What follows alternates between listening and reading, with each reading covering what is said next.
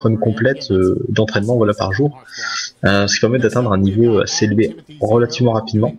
Donc c'est vrai que pour le speedrun, c'est un jeu voilà, ni trop court ni trop long, plutôt bien foutu.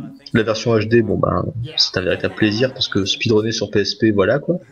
Oui, non, mais c'est ce qu'on disait pendant le commentaire.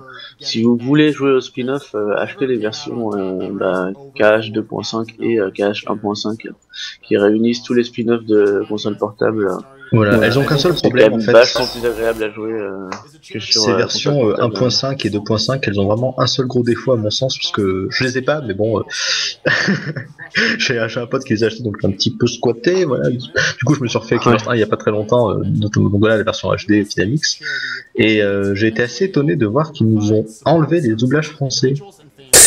Bah en fait, c'est assez logique dans le sens où ça rajoute des scènes qui ont été doublées en japonais et anglais, et qu'ils auraient. C'était un peu compliqué de refaire les doublages français juste pour ces scènes-là. Moi, les doublages français, j'en ai rien à foutre. Non, mais personnellement, j'ai préféré à l'anglais quand même. Bah, franchement, en fait, le problème des doublages anglais dans Kingdom Hearts, alors après, heureusement, dans Kingdom Hearts Birth by Sleep, ça ne se ressent pas trop, parce que les personnages ne sont pas les mêmes, mais dans les. En fait, comment dire, disons que du Donald, du Goofy et surtout du Sora américain, parce que voilà, ce serait des doublages anglais encore, c'est pour être classe, mais là on parle de doublage américain. Et putain, la voix américaine de Sora, mais elle est voilà. Dans le 1, très indigeste. Non mais on sent bien que c'est la voix d'un petit gamin qui normalement fait des voix, je sais pas, vous savez, dans des publicités, des trucs comme ça. Il joue mal, et encore je trouve que ça s'améliorait quand même dans Kingdom Hearts 2, mais dans Kingdom Hearts 1 c'était vraiment infect quoi. Ouais, dans le 2 c'était beaucoup mieux. Ah et bah du coup on lance direct la run.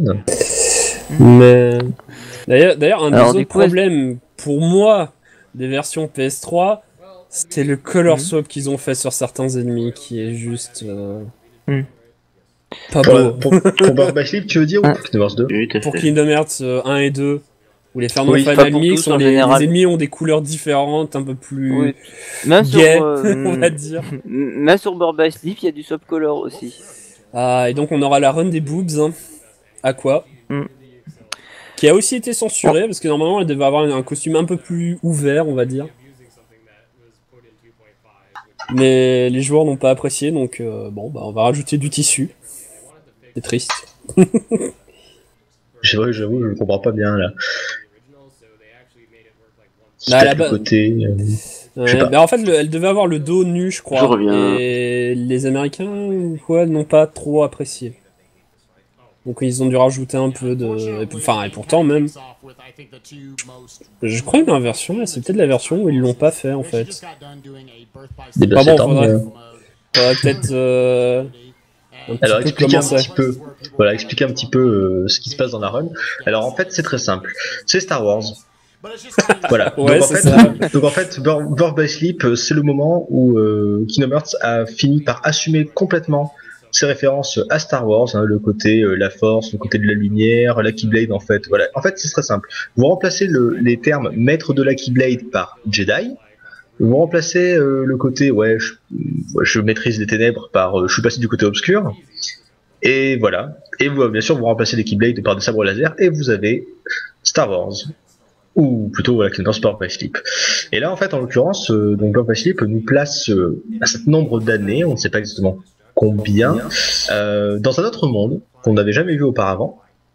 Et on est aux commandes en fait d'un des 3 disciples du maître dont j'ai zappé le nom mais qui est très classe, très japonais. Voilà, Heracus. Voilà, Heracus. Voilà, ça fait square à l'envers. Oui. Voilà, le maître vraiment très japonais, très samouraï et tout ça. Et donc voilà, on peut incarner Ventus, qui est le plus jeune disciple des 3, d'ailleurs qui ne peut pas participer à l'épreuve d'aujourd'hui. Hein. Il est là, il était là juste en tant que spectateur. Ou alors Terra ou Aqua, qui sont donc les 2 disciples les plus entraînés. Et qui en fait sont ici pour passer un peu leur diplôme, voilà, de devenir des véritables. En gros, très simplement, ils en ont marre d'être des Padawan et ils veulent devenir des Jedi. C'est exactement ça. Pour cette cérémonie, comment dire, le maître et ses disciples en fait accueillent un autre maître Jedi qui est évidemment maléfique, ça se voit sur son visage, mais personne ne doute de rien. Voilà. Un chauve avec une petite barbe et un sourire en coin. Non, c'est un gentil. Voilà, que nous appellerions Xehanort. Il est venu prendre le café, c'est pour ça. C'est ça. Et sauf que vu que je me suis rematé le speedrun et que le jeu je l'ai fait il y a 2-3 ans, je me rappelle plus. Pourquoi est-ce qu'il décide de partir à l'aventure déjà? Qu'est-ce qui se passe en fait, donc Xehanort intervient pendant l'examen et fait en sorte de réveiller de montrer un peu à Metaracus que Terra a un peu de ténèbres en lui. Et donc il va nommer Aqua maître et Terra va rester donc un simple élève. Et donc Terra va partir à la recherche de soi-même. Enfin, il va être un peu manipulé par Xehanort c'est pas exactement ça en fait. En fait, c'est en rapport avec les ténèbres et Xehanort. Je sais plus exactement. Et en gros, Terra va partir comme ça, il va genre fuguer, je crois. Aqua va avoir la mission de le ramener. Et Ventus, il va juste partir parce que c'est son ami et il veut le suivre. Non, voilà. c'est pas trop ça en fait. C'est normalement le maître reçoit un rapport de maître Yensid et en fait ils ont trouvé des nouvelles forces ennemies. Donc ils se nourrissent de négativité. Voilà. Et normalement Aqua et Terra devaient partir enquêter et c'est Ventus qui est parti faire sa fugue parce qu'il voulait prévenir Terra de quelque chose de grave. Mais en fait, disons que les cinématiques, vu qu'en fait les cinématiques on les voit de 3 points de vue différents, à certains moments on peut peut-être dire que notre personnage a une information essentielle.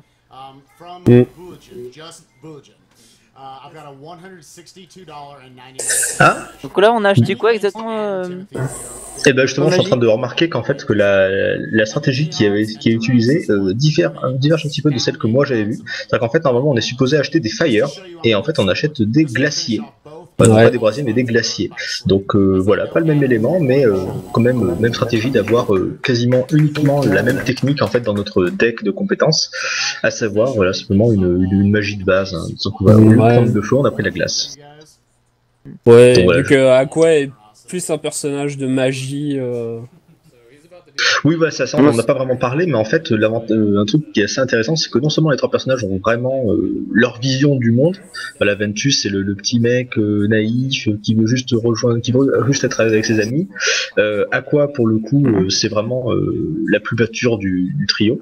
C'est d'ailleurs pas pour rien que c'est la seule qui a été désignée maître de la Keyblade.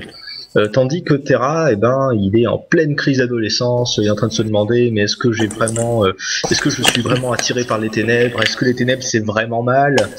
Est-ce que je suis passé du côté obscur de la Force? Suis-je Anakin Skywalker? Suis-je dans un film de Star Wars? Non mais voilà. faut remplacer aussi en fait le mot ténèbres par drogue. Non mais qui la drogue. Mais mais après Terra est aussi bien manipulé par Xehanort. C'est un bon gros manipulateur, hein, Xehanort. Il n'y a pas de souci. C'est sûr. C'est pas du tout le méchant de la série. Hein. Et donc après, alors là, on retrouve un petit peu comme dans Kingdoms 2. D'ailleurs, on voit que le graphisme ça ressemble pas mal, énormément.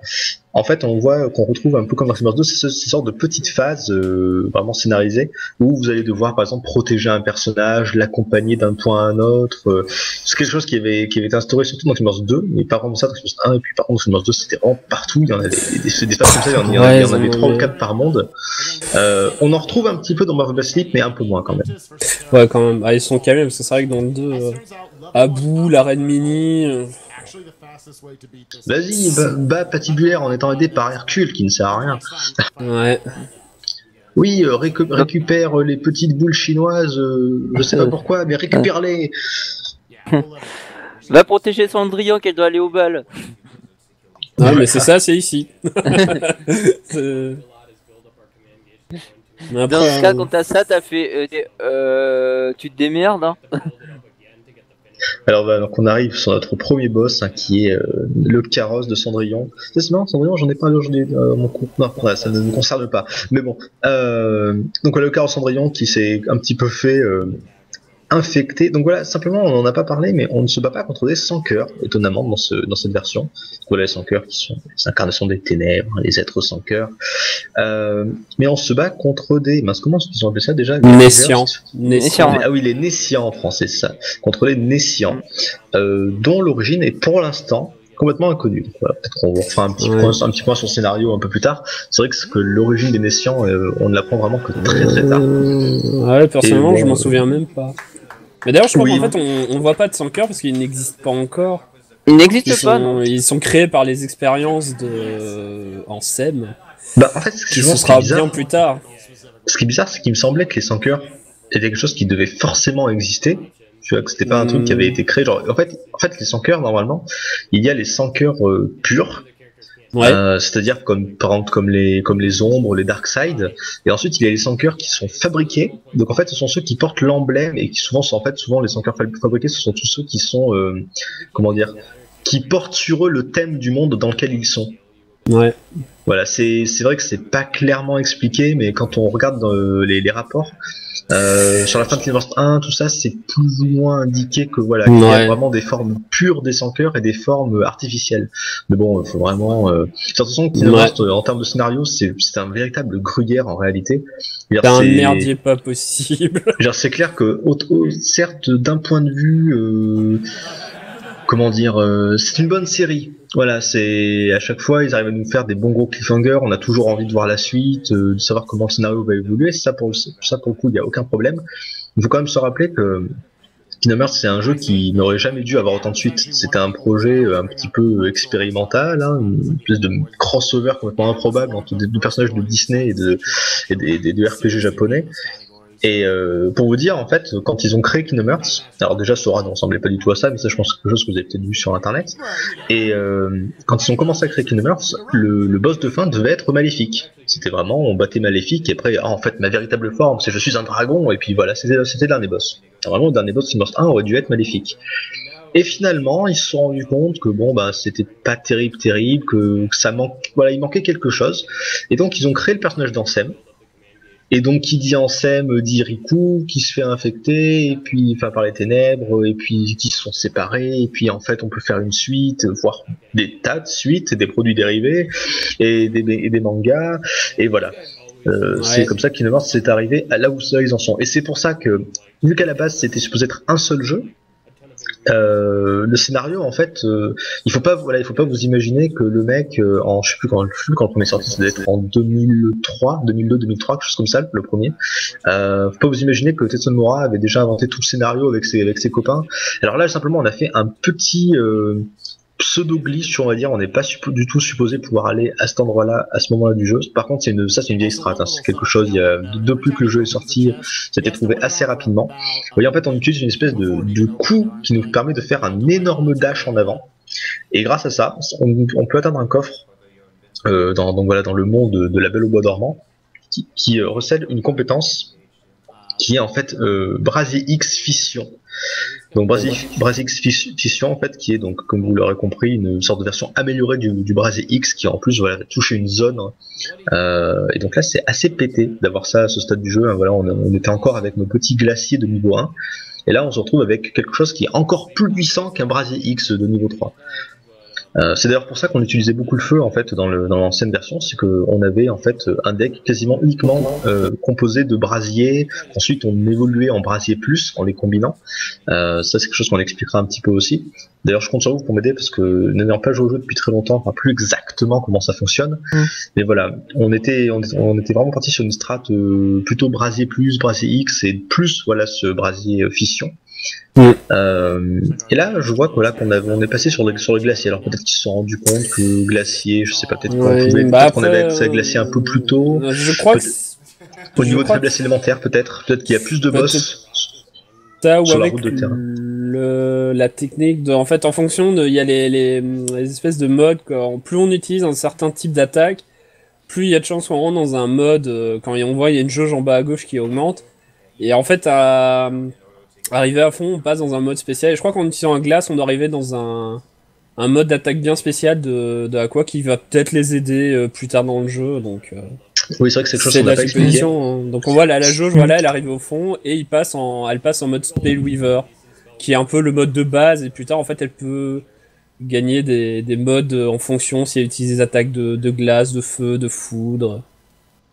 Voilà, donc c'est vrai qu'on n'a pas trop parlé pour l'instant, mais vous voyez en fait en bas à gauche, on a complètement perdu le menu attaquer, magie, objet qui en fait était supposé faire une grosse référence à Final Fantasy. Et là ils ont décidé d'être un petit peu plus libre, de faire une espèce de mélange entre ce qu'on avait avant et un véritable deck façon Chain of Memory, où là le combat qui était vraiment expédié. Ah ouais, là avec la technique le Spellweaver qui fait masse de dégâts. C'est qu'en fait, maintenant, vous avez une touche d'attaque qui ne sert qu'à attaquer.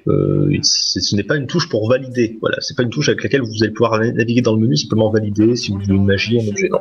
Là, cette touche ne sert uniquement qu'à attaquer. Et ensuite, vous allez avoir une deuxième touche qui va déclencher un coup spécial. Le coup spécial, en fait, qui va être celui qui est actuellement sur brillance dans le menu. Ensuite, vous allez pouvoir, donc, bien sûr, switcher de coup spécial, naviguer dans ce menu. Donc voilà, l'attaque est toujours disponible sur une touche, mais vous pouvez, choisir la compétence que vous allez utiliser. Et pour la première fois, on n'a pas de MP, enfin pour la première fois. En Chain of Memory c'était pareil, mais cette fois-ci, voilà, on n'a pas de jauge de MP. Comme quoi, série c'est pas mal renouvelé au fur et à mesure des épisodes. Au début, on avait des points de MP avec en plus une petite jauge de charge jaune.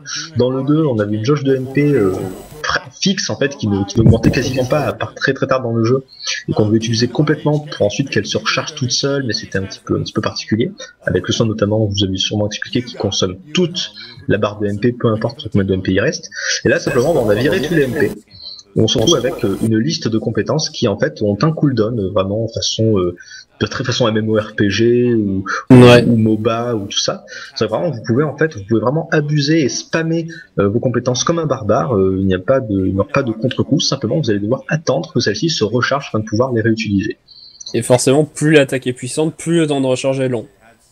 Voilà, notamment il me semble que la magie de soin est particulièrement longue à recharger, c'est pour éviter justement qu'on en abuse. C'est pour ça que quand on veut véritablement être safe, ça peut être une bonne idée de prendre 2 slots en fait, et de mettre 2 magies de soin. Comme ça, quand vous en utilisez une, le temps que la première se recharge, vous avez quand même la deuxième en cas de problème. Après, et forcément, c'est vraiment très safe strat, et pas terrible bien sûr. Et en sachant aussi que les plus grosses techniques qui sont les plus stylés peut-être dans un sens, et qui font plus de damage prennent aussi plusieurs slots de place dans le deck. Donc il faut gérer ça en fait, le nombre de places, le cooldown qui revient. Donc vu qu'on a une attaque pour 2 slots, on peut faire moins d'attaques et on doit attendre un peu plus que le cooldown revienne. Et après il y a aussi le fait que avec certaines habilités on peut réduire le cooldown des attaques et des magies. Donc.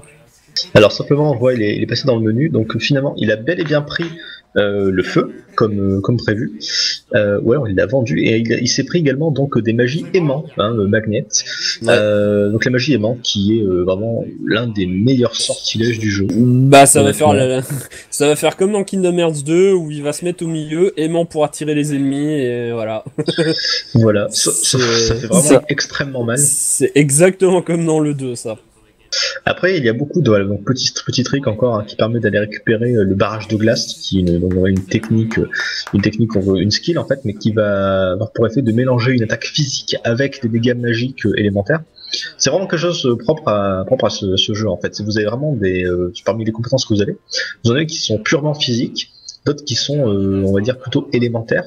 Ensuite, vous avez celles qui sont un petit peu hybrides, on va dire, et notamment vos personnages. Comme vous l'aurez compris, les 3 sont vraiment très différents. Vous avez Terra qui est, on va dire, le gros bourrin, qui possède une Keyblade beaucoup plus grosse que celle de Sora. C'est vraiment votre gros chevalier, qui donc est plus ou moins supposé être spécialisé dans les techniques de physique. Vous avez Aqua qui est véritablement la magicienne. D'ailleurs, ça se voit, c'est elle qui a d'ailleurs la meilleure protection du jeu. En fait, vous avez un bouton de parade. Et tandis que Ventus et Terra se protègent de la même manière que Sora, en fait, simplement en mettant leur Keyblade devant eux pour se protéger, Aqua en fait est complètement pété parce que sa parade forme un bouclier autour d'elle, exactement comme le sort de miroir de Kingdom Hearts 2. Le sort de miroir que vous avez beaucoup vu. Oui, avec le magnète. On a vu quasiment que ça. Donc voilà, c'est pour ça que en fait Aqua, rien que pour ça, étant donné parce que voilà, tous les personnages dans mes souvenirs. Alors peut-être que leurs techniques ultimes sont propres à chacun, mais il me semble que tous les personnages ont accès à tous les sorts. C'est-à-dire que ce n'est pas parce que Terra est supposé être un non, il y a des sorts qui sont que pour certaines personnes. D'accord, mais ça reste, c'est vraiment... Terra n'a pas les sorts, par exemple. C'est les très gros, et ouais, par exemple. Terra, par exemple, n'aura que Zantetsuken ou des trucs comme ça. Certains sorts ne sont que pour certaines personnes. D'accord, mais il me semble que c'est vrai, surtout avec les gros trucs ultimes, quoi. Oui, les gros trucs ultimes ou des brasiers ténèbres, des trucs comme ça, qui sont plus pour Terra. Vas-y, je sais plus si on les trouve plus avec tel personnage, ou je sais plus s'ils peuvent pas les porter. Je crois que tu les trouves pas parce que les compétences ne restent pas entre chaque perso, donc c'est juste que tu peux pas les avoir. Pas mal la petite technique en fait pour se débarrasser des ennemis en hauteur, on se sert d'un petit rebord pour pouvoir se mettre le plus proche de possible, et ensuite on utilise aimant pour en fait les attirer vers nous, alors que normalement ils sont supposés être complètement hors de portée. Et vous voyez qu'en fait certaines de nos compétences montent de niveau. C'est-à-dire notre personnage gagne de l'expérience, mais en plus, plus on combat des ennemis en étant équipé de compétences, plus celle-ci monte de niveau. Et le fait d'avoir des compétences de plus haut niveau, c'est là où je vous demande un petit peu de votre aide, parce que je me rappelle plus très bien, mais vous ne pouvez pas, en fait, vous pouvez fusionner des compétences afin d'en créer des nouvelles. Ouais, mais il faut qu'elles soient niveau max. Voilà, mais vous ne pouvez pas les fusionner quand elles sont de niveau 1, c'est-à-dire voilà, vous ne pouvez pas simplement aller au magasin de MOG qui est à côté des points de sauvegarde, dire donnez-moi 2 brasiers, et directement après le fusionner en brasier plus. Vous êtes obligé d'entraîner vos compétences brasier avant de pouvoir les fusionner en quelque chose de plus intéressant. Ouais. Donc faut attendre faut que les compétences soient au niveau max, et après... Ce qui fait qu'en fait, même au début du jeu, en fait, si on farme un peu les compétences au début du jeu, on peut facilement avoir des grosses compétences dès le premier monde. Avec la fusion Après, bien sûr, les plus grosses compétences, comme vous l'avez remarqué, sont également trouvables simplement comme des objets. Ce sont vraiment des items que vous pouvez trouver dans des coffres. Certains coffres étant normalement inaccessibles tant que vous n'avez pas, genre le fait de pouvoir planer, enfin, très classique dans Kingdom Hearts. Ouais. Il va falloir revenir dans d'anciens mondes afin de mieux fouiller et trouver de nouveaux lieux. Mais donc, comme vous l'avez vu, on arrive quand même à bien se débrouiller, notamment avec cette espèce de petit, on peut pas vraiment appeler ça un glitch, mais voilà, cette espèce de gros dash aérien qui est une attaque, vraiment. Enfin, qui est supposé être une attaque, mais que nous on utilise comme un moyen de déplacement. Je crois que si, l'aisance, je crois qu'Aqua peut apprendre Mégatonium, c'est une des attaques de tout le monde, mais je suis plus très sûr de ça par contre. Et j'ai plus mon lien, parce qu'après, il y a vraiment tout... Je crois que sur ce jeu, ils ont créé des listes, mais des grilles entières pour les fusions, de capacité, oui. T'as des grilles entières, en plus, pour le côté un peu retort, pour avoir certaines attaques, on ne peut les avoir qu'avec un certain pourcentage. En fait, en fusionnant deux attaques, on n'aura pas forcément tout le temps la même chose. En général, si, mais pour certaines attaques, il faudra fusionner telle magie avec telle magie, et on n'aura que 20% de chance d'avoir l'attaque qu'on veut, donc...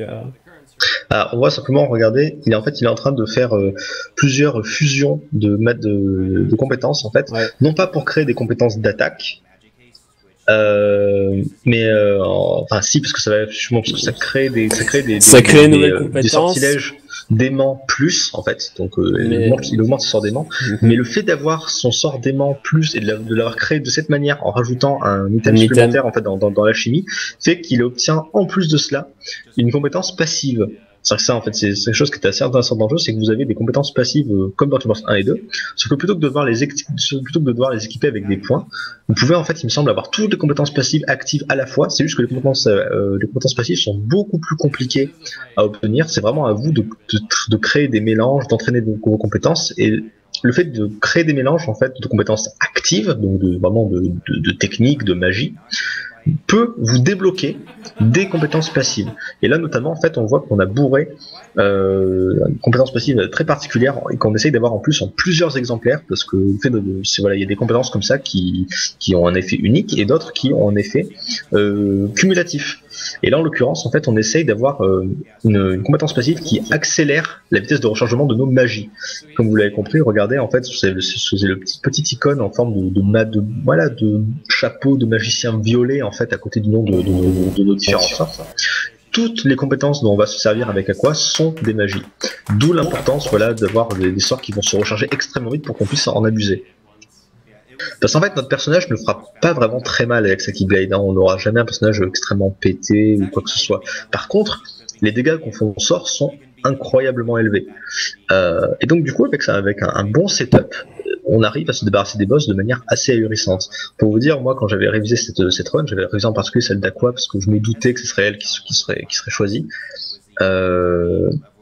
Ça ne se passait absolument pas comme ça. Là, le combat contre Maléfique, normalement, elle se fait dérailler, mais là, le combat a été 3 fois plus rapide que ce que j'avais vu, quoi. Pour vous dire que la run a été bien améliorée. Ah, mais c'est du gros bourrinage à coups de magie, là, c'est... En fait, je pense que le problème, c'est qu'avant, on n'abusait pas autant des aimants plus. On partait simplement sur du Fire 1, quoi, donc brasier plus. Et là, on voit qu'ils ont bien travaillé. Ils ont bien travaillé le routing, au niveau des compétences surtout, afin de passer sur de l'accélération, des temps de rechargement des magies, et sur Aimant Plus, qui est vraiment une des magies les plus craquées du jeu, honnêtement. Là, vous savez, c'est un petit peu comme dans ce jeu, il y a également des nouvelles magies en fait qui n'existaient pas avant, qui sont vraiment très intéressantes. Je pense notamment aux mines. Ouais. Je pense qu'on en a tous un petit peu abusé. Au début, on s'est demandé qu'est-ce que c'est que cette magie à la con. Je crois qu'il y en a, ils ont utilisé que ça pour battre le boss secret. Oui, voilà, c'est un petit peu la technique que tout le monde craque, voilà, quand la technique de lâche, mais t'en peux plus. C'est ça. Vous savez, c'est un petit, moi, en fait, ces mines, j'ai repensé après parce que dans Kingdoms 3D, il y a un peu le même délire avec la magie ballon. Ouais. C'est pareil, c'est un petit peu. C'est le même délire en fait. On joue un nouveau jeu, un nouveau Kingdom Hearts, et là on voit une magie qu'on connaissait pas avant. On se dit qu'est-ce que c'est que cette magie ballon? Vous êtes sérieux les mecs? Et là on teste. Et on se rend compte que ça fait 15 fois plus mal qu'un brasier, quoi. Ah d'accord, d'accord. Ok. Ouais. Vous avez fait une magie complètement glitchée qui fait 20 fois plus de dégâts qu'une magie normale, et ben on va la prendre, pas de problème, on va s'en servir. Ouais. Mais là le truc c'est que la magie gravité, je sais plus. Enfin gravité, ouais, je crois que c'est en fait au début ils ont dû jouer en mode ça doit être comme dans le 2, donc ça doit pas faire trop de dégâts. En fait ça fait des dégâts immondes sur les monstres. Ça fait des dégâts complètement OP, quoi. Oui, parce qu'en plus Aimant fait des dégâts. C'est-à-dire qu'en fait que non seulement les ennemis sont attirés, donc plus votre magie est de niveau élevé, plus le rayon d'action de la magie est grand, mais en plus ça fait un petit peu de dégâts. Donc il suffit de taper un peu derrière, de balancer quelques sorts, et puis bon. Ça va très vite. Tout se cumule, non. En plus, l'avantage, en fait, c'est que grâce à Aimant, ça ne laisse que très peu de chance, en fait, à la RNG. Difficile d'avoir des patterns, comment dire. Voilà, normalement, on pourrait un petit peu pleurer, se dire, ah, mais non, ma run est foutue, parce que ce monstre, il a fallu que je lui cours après pendant 15 minutes, j'ai eu un pattern pas très favorable et tout. Et puis, en fait, là, non, dès que vous avez comme ça, un combat obligatoire qui se déclenche, comme ce qu'on a vu tout de suite, et ben, simplement, vous craquez tous vos aimants plus, et vous avez plus besoin de courir après les ennemis, ils sont tous regroupés au-dessus de vous, et ensuite, et ben, vous envoyez la sauce. Ouais. Et là, je crois que dans ce monde-là, on vient de rencontrer petite Kairi. C'est dans ce monde-ci où on rencontre Kairi quand elle est toute petite, avant qu'elle aille sur l'île de la destinée. Ah bah voilà, le sort dont tu parlais, Mine Square, qui va poser des mines au sol. Elle vient de l'équiper, donc on va sûrement le voir à un moment. Ouais. Voilà, de toute façon, c'est clairement les sorts les plus pétés. Hein. Ah mais après, ouais, il y a également un sort qui était assez intéressant, mais bon, c'est surtout en fin de game, surtout c'est quelque chose qu'on voit qui est abusé contre les boss cachés. Les boss cachés qui sont complètement pétés dans le jeu. C'était les barrages élémentaux en fait. En fait, ce qu'ils appelaient un barrage, c'était une espèce de dash, mais pendant lequel vous êtes entouré d'une sorte de protection de feu, de foudre, de glace. Et en fait, c'est vraiment ça comme une attaque qui va faire des dégâts quand vous allez toucher l'ennemi. Par contre, vous avez des grosses frames d'invincibilité. En fait, c'est à la fois une attaque et une esquive. Et je me rappelle qu'avec les mines, c'était l'une des compétences qui était le plus utilisée, parce que pourtant, ça n'est pas spécialement incroyable, pas vraiment difficile à choper. Enfin, je n'ai pas vraiment souvenir. Il y a un petit message qui t'est adressé, Dimitri. C'est ce que j'ai en train de voir. Pardon, je l'ai coupé. Comment prendre la parole? Ah là, on voit la réunion des 3 personnages. Hein. Le moment dans le scénario. Ouais, le boss Rayman. Ouais, je trouve qu'il me fait un peu penser au boss du 1, là, le premier boss en. Enfin, pas le premier, mais le boss de. Ouais, le boss de Twilight Zone maintenant. Non, de Traverse. Arrête avec Tide, s'il te plaît. On t'a dit que c'est de la merde. Le boss de Traverse Stone. Tu sais, l'armure, elle me fait un peu penser à ça, celle-là aussi. Oh, oui, d'ailleurs, je pense que c'est complètement voulu. Hein. Ouais, c'est un bon. Et d'ailleurs, ça va. Ah non, j'allais dire, ça va beaucoup trop vite, mais non, c'est. D'abord, tu pètes le bas et puis. Elle se sépare. T'es parti à péter, hein. Mais même là, c'est beaucoup trop rapide. c'est complètement abusé, ça va pas aussi vite normalement au casieux. D'ailleurs, la run, elle est faite en easy ou en normal? Eh ben, j'ai même pas vu, parce qu'en fait, quand je vois les vitesses avec lesquelles l'énergie des boss se part, c'est pas possible, ils sont en facile. C'est pas possible de les défoncer à ce point-là, quoi. Mais tout est possible, donc... En tout cas, ce qui est sûr, c'est que c'est pas du critical. Non, ça c'est certain. Oui, ça serait pas la même. C'est pas du critical, mais c'est pas beaucoup plus long. Hein. Le World Record de Adam Timothy est en gros 1.17. D'ailleurs, je peux vous linker si vous voulez. Le leaderboard. Quand critical, faut vraiment savoir ce qu'il faut faire. Tolly Gwen qui donne des infos croustillantes sur Dimitri, semble. Moi-même, je ne comprends pas bien, mais bon. C'est. Excusez-moi, hein, j'ai complètement chié le chat. C'est pour rigoler. Je vais aller faire une donation, je crois. Alors simplement le boss qu'on vient de voir en fait, donc on arrive à 30 minutes de run, soit un tiers par rapport à notre estimation. En fait, ce passage là, quand on est dans ce monde avec ce boss, comme on a vu en fait, nos 3 héros sont ensemble. Et donc c'est un boss que l'on va affronter dans les 3 scénarios. Et je sais pas pourquoi, mais en fait ce boss j'ai toujours vu comme une espèce de point de repère. Étant donné que vous êtes obligé de faire les 3 scénarios d'affilée en fait, si vous voulez avoir la vraie fin et connaître le fin mot de l'histoire. À chaque fois en fait que j'arrivais à ce point-là, étant donné que c'était vraiment le point commun aux 3 scénarios, c'était un peu, pour moi, c'était un peu une espèce de checkpoint en fait. Voilà, forcément, bien sûr, se taper 3 fois le même boss avec 3 personnages différents n'était pas forcément palpitant. Surtout au bout de la 3e fois, où en fait, limite, tu commences à en avoir marre de jouer. Tout ce que tu veux, c'est voir la fin du jeu, parce que t'en as marre de te retaper les mêmes mondes. Mais bon, à chaque fois recommencer niveau 1, t'es là. C'est ça. Recommencer le nouveau scénario, ce niveau 1, remonte magie, avoir les nouvelles armes. D'ailleurs, juste tant que j'ai la parole, juste un petit mot pour dire, on va voir les incentives tout était rempli pour voir les 3 combats qui étaient en incentive. Donc les combats level 1 critical, ouais. Ouh, ça va être méchant. Et d'ailleurs, ils parlent de Mysterious Figure, et ils disent qu'il devra le battre sans utiliser Surge. Je sais pas ce que c'est, mais on verra. Ouh, c'est Surge, c'est les charges. Voilà notre copain Vanitas, première fois qu'on le voit. Vanitas. Bien vu quand même comme nom, bien stylé. Ouais, d'ailleurs, à ce moment-là, on se dit, mais pourquoi il a le costume de Riku quand il est contrôlé par les ténèbres? Ah oui, d'ailleurs, je devais poser cette question, j'ai pas arrêté de le dire. Le boss, il fait rien du tout. Non, le boss, quand le boss est sensible à la gravité, tu te dis que c'est déjà mort d'avance pour lui. Hein. Il fait un tour de manège gratos, là. À chaque fois, il a chopé la pluche. Hein. Non, là, il fait plus que le manège. 3 à Disneyland, c'était déjà dans Birth by Sleep, en fait. C'est ça, c'est un peu le jeu du tour de manège. Hein. Weaver, on va un peu le spammer pendant tous les boss. Hein. Ah ouais, franchement, là... Complètement craqué comme truc. Mais après, il y a, je sais pas si tu as expliqué du coup, un peu les... t'as des conditions pour activer le Spellweaver, hein. C'est pas si facile que ça, hein. Tu peux pas le spammer totalement. Mais oui, voilà, c'est qu'en fait, vous avez une sorte de finisher, en fait, c'est un système assez particulier, parce qu'en fait, selon les compétences que vous allez utiliser pour attaquer vos ennemis, il y a une jauge qui va se remplir, et quand cette jauge va arriver au maximum, en fait, vous allez rentrer dans un nouveau mode, une sorte de, on va pas appeler ça mode Super Saiyan, parce que vos caractéristiques ne changent pas, c'est juste, ce sont vos coups, en fait, sont la tête, vos combos changent, et selon la nature en fait des compétences que vous allez utiliser, si c'était plutôt des magies, des attaques physiques, si c'était de la magie, de quel élément, vous allez en fait rentrer dans un mode différent. Et vous avez en fait toute une espèce de branche de compétences comme ça.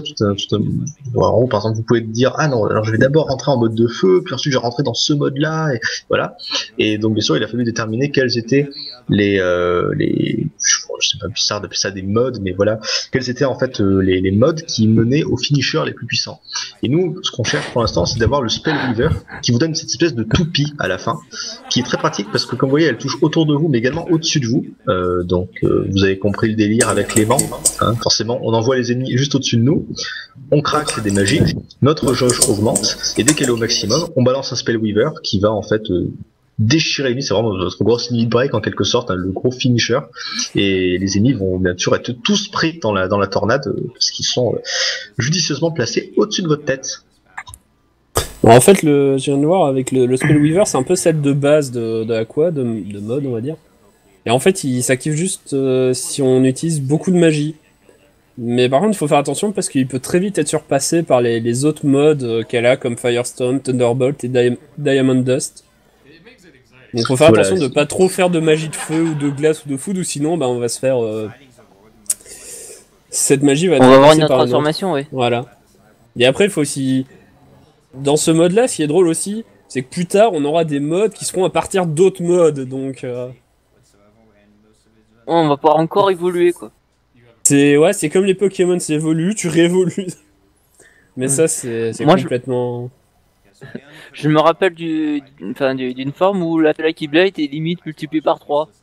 Ouais, bah il y a beaucoup en fait les modes à la fin, genre Hectara, on peut passer en forme lumière, forme ténèbres, c'est vraiment bien fait. Et c'est un peu le bon côté du jeu, je trouve, c'est vraiment qu'on peut...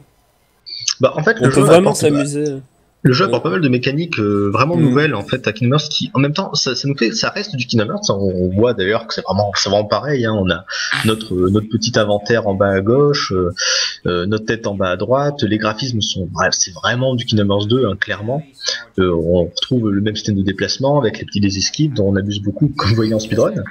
Mais à côté de ça, si on regarde au niveau de comment le jeu fonctionne, hein, on n'a pas de MP, on a une jauge de focus dont on se sert pas trop, qui en fait permet de lancer une espèce de tir verrouillé dont je me servais pas trop jusqu'au dernier boss qui lui le craint pas mal. Ah, vous avez également une jauge de le tir verrouillé est franchement très très utile. Oui. Franchement... Le D-Link et le tir visé, au début, je trouvais ça pas beau, donc je me refusais de l'utiliser en fait, espèce de tir verrouillé. Je disais, qu'est-ce que c'est que ce machin? C'est pas dans un shoot'em up. Et puis finalement, c'est quand même sympa. Bah, c'est sympa, et surtout c'est évolutif, donc après t'en as différents. Ça évolue, et ça aussi tu peux pas fusionner, je crois. C'est ça. Mais c'est quelque chose que j'aime beaucoup en fait. De toute façon, Birth by Sleep est peut-être mon épisode préféré. Avec le 2, sûrement. Compteur de mort. Oui, c'est pas très bien passé la phase en moto. Ce petit passage en question, justement, c'est très connu des speedrunners. Parce qu'il est extrêmement random, extrêmement chiant et peut vraiment très très vite te faire troller. Alors il a un save, il se met toujours au même endroit ici, voilà, il spam. Enfin, je sais pas s'il fait un peu comme Biscuit, mais c'est extrêmement... Enfin, le safe spot n'est pas si safe que ça, par Non, mais c'est pas niqué, mais c'est très très très relou ce moment-là. Ah oui, ça. Ah, il s'est encore fait avoir. Ah ouais, j'avoue qu'en fait, ce monde-là, moyen. Et d'ailleurs, un petit truc qui est assez drôle, en fait, vous remarquez, elle est sur un vaisseau spatial. C'est ça qui Blade, hein. Voilà, il transforme leur Keyblade pour voyager dans l'espace. C'est à la fois son arc, son vaisseau, voilà. Comme quoi Sora, il est dans son safe spot là. Pardon. Sora, il a besoin d'un vaisseau.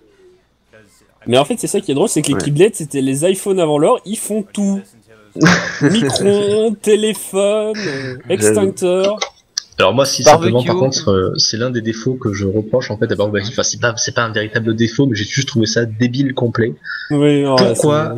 En fait, moi, quand j'ai vu ce système avant même de commencer à jouer au jeu, je m'étais vraiment pas fait spoiler. Je m'étais dit, vu ce qu'on a vu dans les trailers de Kingdom Hearts 2, enfin pas les trailers, mais dans la scène cachée de Kingdom Hearts 2, il y a peut-être des chances pour qu'en fait les personnages dans Birth by Sleep, ils puissent genre revêtir leurs armures. Et c'est une sorte un peu comme la fusion de Sora. Vous voyez, Sora, il pouvait fusionner avec ses copains, et ben nous, on aura des personnages qui en gros peuvent dépenser une jauge pour devenir en mode super Saiyan avec l'armure, être plus résistant, plus fort, avoir des nouveaux coups. Et en fait, pas du tout. C'est-à-dire que vous avez parfois dans le jeu des séquences où vous êtes en armure, notamment, il me semble que dans la version Final Mix Plus, vous avez en fait une espèce d'arène, il y a plein de nouveaux combats à faire avec des boss cachés, tout ça. Tous ces combats se passent Voilà, en gros, dans ces combats-là, dans cette arène, et à certains moments du jeu, vous avez votre armure sur vous. Ça change strictement rien, c'est juste parce que c'est joli. Et le reste du temps, vous ne la portez pas. Et je trouve ça un peu... Pourquoi ? En fait, c'est expliqué parce qu'en fait, l'armure les protège juste des ténèbres pendant les déplacements entre les mondes. Oui, mais c'est con. Mais j'avoue que c'est un parce peu qu'une armure, c'est bien quand même. Ouais, mais va savoir. Oui, après, bien sûr, c'est le côté Gumi, en fait. Je chipote, mais... C'est pour expliquer parce que les Gumi sont pas censés être là, blabla, au début, avant Kingdom Hearts, c'est comme ça, c'est censé se passer je sais combien d'années avant les épisodes de Kingdom Hearts, ça permet de faire comprendre comment passer d'un baiser à l'autre, je sais pas quoi. Bah, je crois que c'était expliqué dans je sais plus quel épisode où il disait c'était le roi Mickey qui avait découvert des blocs qui sont tombés du ciel. Et c'est comme ça qu'il a lui-même construit les vaisseaux Gumi. Oui, mais voilà. Bah après, moi, je ne suis pas du tout contre le fait que les armures protègent des ténèbres. De toute façon, en plus, ça a une importance scénaristique assez incroyable sur la fin, donc pourquoi pas. Ouais. Mais le fait que ça ne serve qu'à ça, en gros, que ce soit plus des sortes de combinaisons spatiales que de véritables armures de chevalier. Oui, mais pourquoi ? Ils peut-être perdent en mobilité. J'imagine à quoi par là, c'est que moi, par exemple, j'aurais préféré qu'on ait la possibilité de remettre nos armures, en gros, pour devenir plus puissant, plutôt que, par exemple, d'avoir accès au D-Link, chose qu'on n'a pas encore expliqué d'ailleurs, parce qu'on ne s'en sert pas trop. Quoique, bah si. Non, je crois pas qu'ils vont s'en servir. En Soulbirun, non, ça servira pas. En Run, c'est trop lent. Non, mais en fait, il n'y a pas qu'en Run que c'est trop lent. Le D-Link ne sert à rien. Ah si, moi j'aimais bien l'utiliser en casu. Bah en fait au début je m'en servais parce que j'ai compris qu'on pouvait les faire évoluer, donc j'ai trouvé ça rigolo, sauf qu'en fait quand j'ai compris que ça servait pas tant que ça... Ouais, j'avoue qu'en fait c'est même si je les faisais évoluer pour dire de le faire, je les utilisais pas vraiment en fait. Bah en fait le D-Link, moi ce qui me forçait à les utiliser au moins au début, c'était que j'avais remarqué que quand on s'en sert, en fait la tête de notre copain qui apparaît, après c'est pas la même. Genre par exemple si vous avez un D-Link avec Ventus, bon faut expliquer ce que c'est qu'un D-Link. Quand vous utilisez le D-Link avec Ventus en fait, vos compétences vont changer. C'est un peu le côté genre ouais mais votre lien avec Ventus est si fort qu'en fait vous avez un peu les mêmes coups en quelque sorte. Et donc en fait il y a sa tête qui apparaît pour vous dire ouais vous êtes en liaison avec Ventus. Vous chopez le wifi, je ne sais pas. Et en fait, si vous utilisez ce D-Link avec Ventus, en gros, ce mode dans lequel vos coups ne sont plus les mêmes, attention, ça veut pas dire qu'ils sont plus puissants, ils sont juste pas les mêmes. Et ben, en fait, votre lien avec Ventus va s'améliorer. Et donc, en fait, pour symboliser cette amélioration, les coups ne seront plus les mêmes, ils seront plus puissants, plus nombreux. Et quand vous allez faire appel au D-Link, à la place d'avoir la tête de Ventus, vous allez par exemple avoir la tête de Ventus, mais en armure. Par contre, vous êtes toujours à poil, hein. Ça ne change pas. Et c'est vrai que le D-Link, par contre, autant Verbashlip a plein de bonnes idées, des idées très originales, autant voilà, le fait de pouvoir tirer avec le focus et le D-Link. Tirer avec le focus, non, c'était quand même. Je trouve ça une bonne idée. Après le D-Link, ouais, ils ont peut-être mal engagé ça. Et en fait, le problème aussi du D-Link, c'est que il y en a beaucoup trop. En fait, on chope un D-Link par monde avec le D-Link avec les princesses de chaque monde. Il y en a beaucoup trop.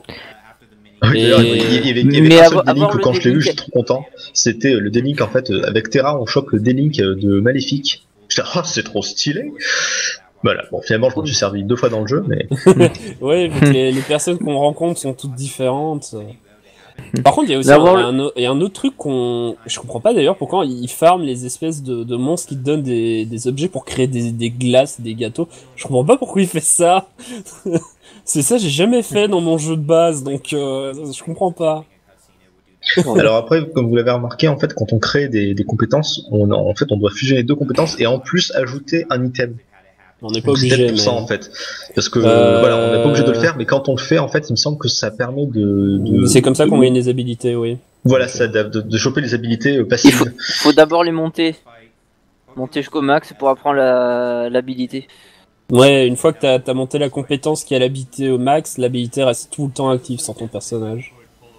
Ah oui, là, la fameuse scène, on retrouve le Colisée façon Kingdom Hearts 1, mais avec un Hercule qui n'est pas encore le héros qu'il va devenir. Pareil, Cloud n'est pas là, mais à la place, on va avoir l'honneur de rencontrer Zack, qui ne va pas laisser Aqua indifférente d'ailleurs. Donc voilà, c'était un petit peu le côté pour surfer sur toute la vague. On avait droit à la compilation FF7 avec Crisis Core, donc les gens avaient complètement limite, les gens commençaient à oublier complètement Cloud en se disant ah mais en fait le véritable héros de FF7 c'était Zack. Personnage on n'avait jamais eu rien à foutre avant. Mais maintenant tout le monde le préfère parce qu'en fait son histoire sur PSP elle est mieux. Et puis bon voilà, c'est le marketing, tout ça. Ouais. Donc bref, on retrouve Zack. Par contre Zack, mine de rien, autant Crisis Core, je m'en fous, autant c'est vrai que la présence de Zack ici était pas trop mal, le personnage était assez rigolo. Ouais, j'avoue. Assez stylé.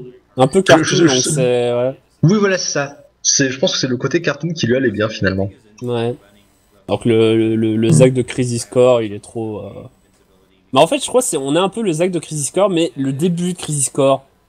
C'est pas avant le milieu de game, là où il y a tout le truc important qui se passe et qui deviennent trop sombres.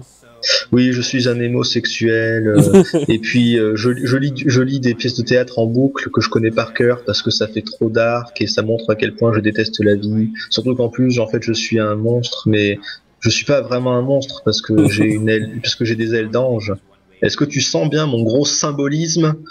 Putain, quel scénario de merde, quoi, sérieux. Tu aimes ce jeu. Bah, non, mais c'est... voilà. Ouais. Et d'ailleurs, là, on va voir un petit... on a quand même des combats dans le Colisée ici, ce qui est quand même intéressant. Enfin, dans le 2 aussi, on en avait, mais c'était dans le Colisée des Enfers. Je crois que c'est le seul truc qui manque à l'épisode 3DS, que je l'ai fait, et c'est vrai que c'est... Je me dis, putain, il manque un truc.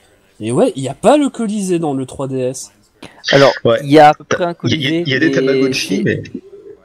Oui, c'est justement le Colisée, c'est des combats de Gochi. Oui, voilà, non, ça, je suis désolé, c'est pas un vrai Colisée pour moi. Ah, tu vois, je suis pas le seul à mal parler. Mais non, mais là...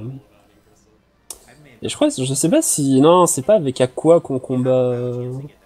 Dans le scénario de Terra, je crois qu'on combat... Ouais, c'est ça. Zack. Zack qui est dominé par Puissance des Ténèbres. Ah, les ténèbres, ils me dominent. Voilà, c'est en fait... Ça fait toujours un peu ça. Voilà, c'est quand dans FF7 en fait le côté obscur c'était le Mako, les cellules de Genova. Dans Kingdom Hearts c'est les ténèbres et dans Star Wars c'est le côté obscur. C'est tout le temps le même délire. Ouais. On nous resserre le même scénario en boucle. Donc en fait t'es comme moi, t'aimerais voir un monde Star Wars dans Kingdom Hearts 3.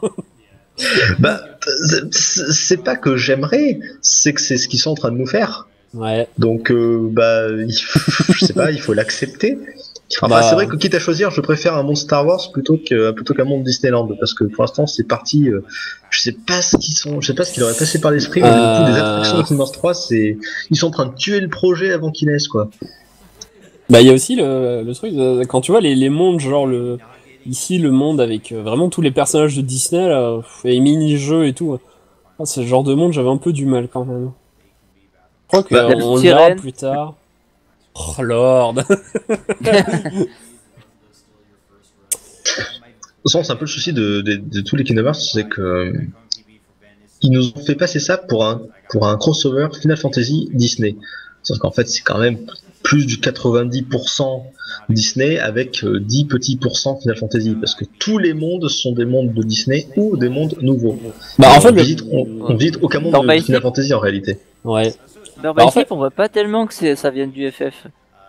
Bah, c'est vrai qu'il manque quand même, plus ça va, moins on a de personnages de Disney, comme ça encore de Final Fantasy. C'est vrai qu'il y a que Zack dans celui-là. Hein. Après, dans l'arène Mirage, les développeurs ils auraient bien voulu mettre Laguna, mais apparemment on l'a pas eu. Ah, ça aurait été stylé. J'aurais bien aimé Laguna. Ouais, j'avoue que dans cet épisode-là, ils ont été... Mais en fait, tout le côté Sora, tout ça, c'est un peu devenu le côté... pas dire Final Fantasy, mais Squaresoft du titre. Donc, en fait, ils servent juste maintenant de Disney comme une toile de fond pour pas avoir à créer trop de monde. Voilà, c'est ça. Et après, il y a des petites références. Par exemple, ici, le seul personnage de FF qu'on a, c'est Zack, parce que c'est un jeu PSP, et Zack était le héros de Crisis Core sorti sur PSP. Ah, j'avoue, d'ailleurs, pas mal de gens qui ont joué. Il y a aussi Type Zero, hein. Ouais. Ouais, mais bon. Vu qu'on l'a fait en Europe. Et sur 3DS, ils nous ont mis en fait les héros de. Enfin, oui. de The World Ends With You. Pour faire une petite référence, voilà, parce que bon, vu que c'était sur 3DS, ils nous ont mis les personnages de l'épisode DS. Ouais. Voilà. Donc bon. Ouais, encore une fois, c'est plus des, on a l'impression que c'est plus des raisons de marketing qu'autre chose en fait. Bah, j'avoue qu'il y avait que dans Kingdom Hearts 1 et 2 où t'avais vraiment des personnages de FF qui s'introduisaient dans les histoires de Disney. C'est ça. Et encore, c'était assez timide quoi. Genre, au moins c'était là. C'était 3 cutscenes, c'était 3 cutscenes dans le jeu, mais ça y était quoi. Alors que là, c'est pour ça en fait, c'est. Once more. Le problème en fait avec les Kingdom Hearts, c'est que les jeux sont très sympas, mais c'est des RPG, c'est clairement des actions RPG. Après ils sont plus ou moins simples, plus ou moins bourrins, ça dépend des épisodes. Mais c'est clairement des actions RPG dans un univers Disney. Mais l'univers Disney, limite pour nous, c'est qu'un prétexte. C'est qu'un prétexte pour avoir un bon jeu avec des bons combats. Et surtout, à la fin de chaque épisode, on a des boss cachés qui sont en fait des prochains boss. Enfin, qui sont en fait les boss du prochain jeu. En fait, c'est une espèce d'énorme teasing infini. Parce que voilà, à chaque fois que vous jouez à un jeu, on vous promet déjà le suivant. Qui est en fait à chaque fois, on vous promet un jeu toujours plus dark. Ça a commencé dès la fin du 1 ou avec comment ça s'appelait les filles de Sentia qui s'amusent. Oui, elle peut. Mais voilà, donc pour chaque épisode de Kingdom Hearts, et dès la fin du 1, on nous a tout le temps promis un scénario qui allait devenir de plus en plus sombre, voilà, avec des personnages de plus en plus homosexuels, et voilà, enfin, en gros, on a à chaque fois dans ces scènes, on a vraiment l'impression que limite que Disney est en train de disparaître du projet pour vraiment laisser le place à quelque chose de complètement original. Et en fait, à chaque nouvel épisode, le 2 y compris d'ailleurs, hein, on se tape 90% de Disney, de Sora qui apprend à chanter dans le monde de la petite sirène et compagnie. Et à 2 moments dans le jeu, c'est-à-dire tout au début et au milieu, et tout à la fin, voilà, tout au début, tout au milieu, tout à la fin, on a quelque chose d'intéressant qui fait vraiment avancer le scénario de la série complète, on va dire. Ouais, c'est un peu le problème. Et le reste du temps, c'est Disneyland Paris. Ça te dirait de visiter le château de la Belle au Bois dormant? Ça tombe bien, on a un monde fait exprès pour toi. Surtout le monde où il est en ce moment même, quoi. C'est Là, c'est l'exemple parce que je sais plus qui c'est qui a dit qu'on ne doit pas jouer avec la nourriture. Hein. Oui. Ouais, bah attends, on va faire un sport avec ça. D'ailleurs, je me rappelais pas que c'était aussi pété de spammer ce coup. Elle a vraiment du mal. Putain, on croirait que c'est plutôt un spin-off Disney Toreko là. Donc juste pour dire, Aqua, meilleur personnage de la série par contre. J'avoue que... C'est elle le plus gros sort de magie. Mais en fait, le problème, je trouve, c'est que Terra Ventus ressemble trop à Riku et Sora. Oui, voilà. On est en train de limite de voler dans les airs là. Franchement, moi j'aime. Enfin, c'est partie des jeux, je veux dire. Ah non, mais ça ne veut rien dire.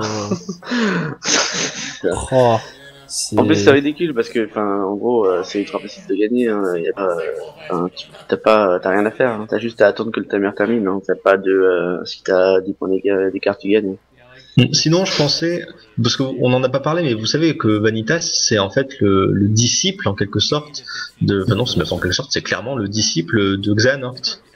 Donc, si j'ai bien compris, Xehanort, c'est une espèce de maître Jedi. La mauvaise version de Ventus, hein, qui n'a rien à voir. Mais en fait, Xehanort, c'est Palpatine, c'est exactement ça. Voilà, c'est un petit peu ce que j'essaie de vous dire en fait. Donc en fait, on a un maître Jedi maléfique. Ah, tout à fait. Mais vraiment, qui manipule tout le monde comme le sert Palpatine. Et donc c'est un maître Jedi maléfique donc qui maîtrise les pouvoirs de la force obscure, des ténèbres donc, et qui est tout le temps accompagné de son serviteur qui est un mec en armure noire badass, qui lui aussi maîtrise la force machin, et qui veut forcer le héros à passer du côté obscur. Vous êtes sérieux, Square? Non mais j'avoue, vu comme ça. J'adore Birth by Sleep, mais c'est un putain de plagiat.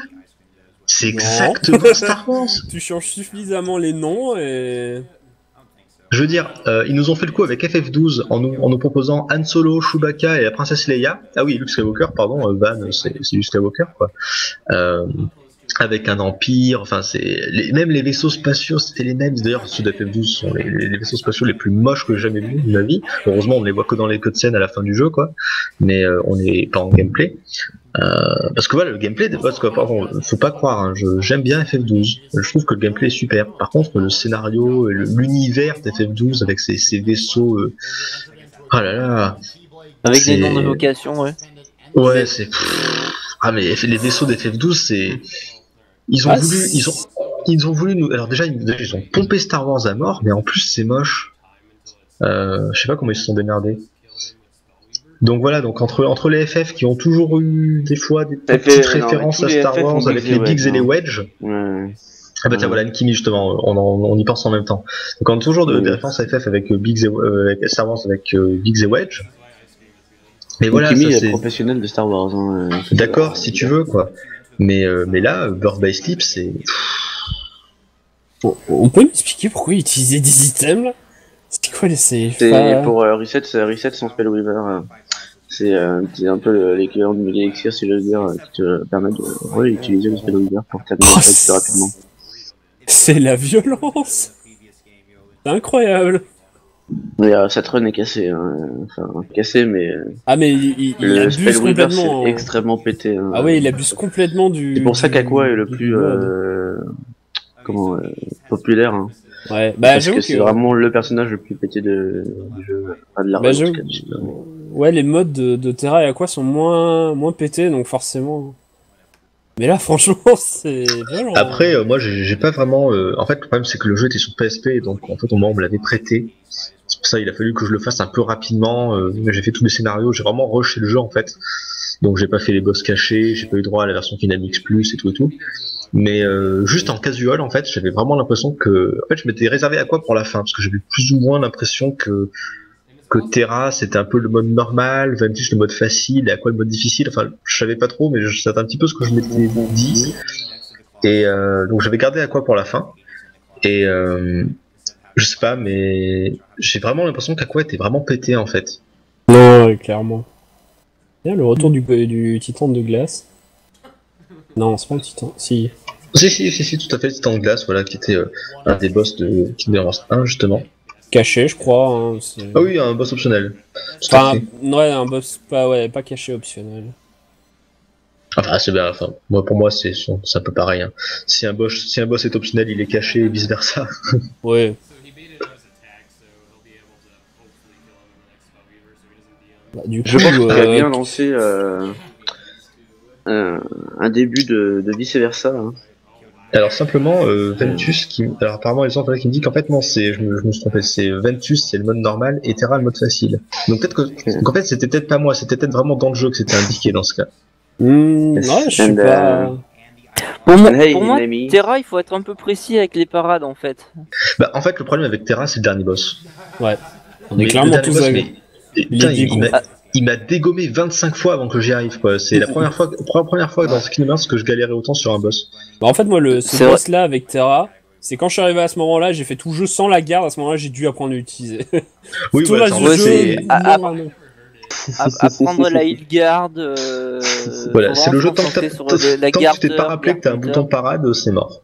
Ouais. Et oui, pareil, le focus, très utile pendant ce combat, et vu que je m'en servais jamais, il a fallu que j'apprenne.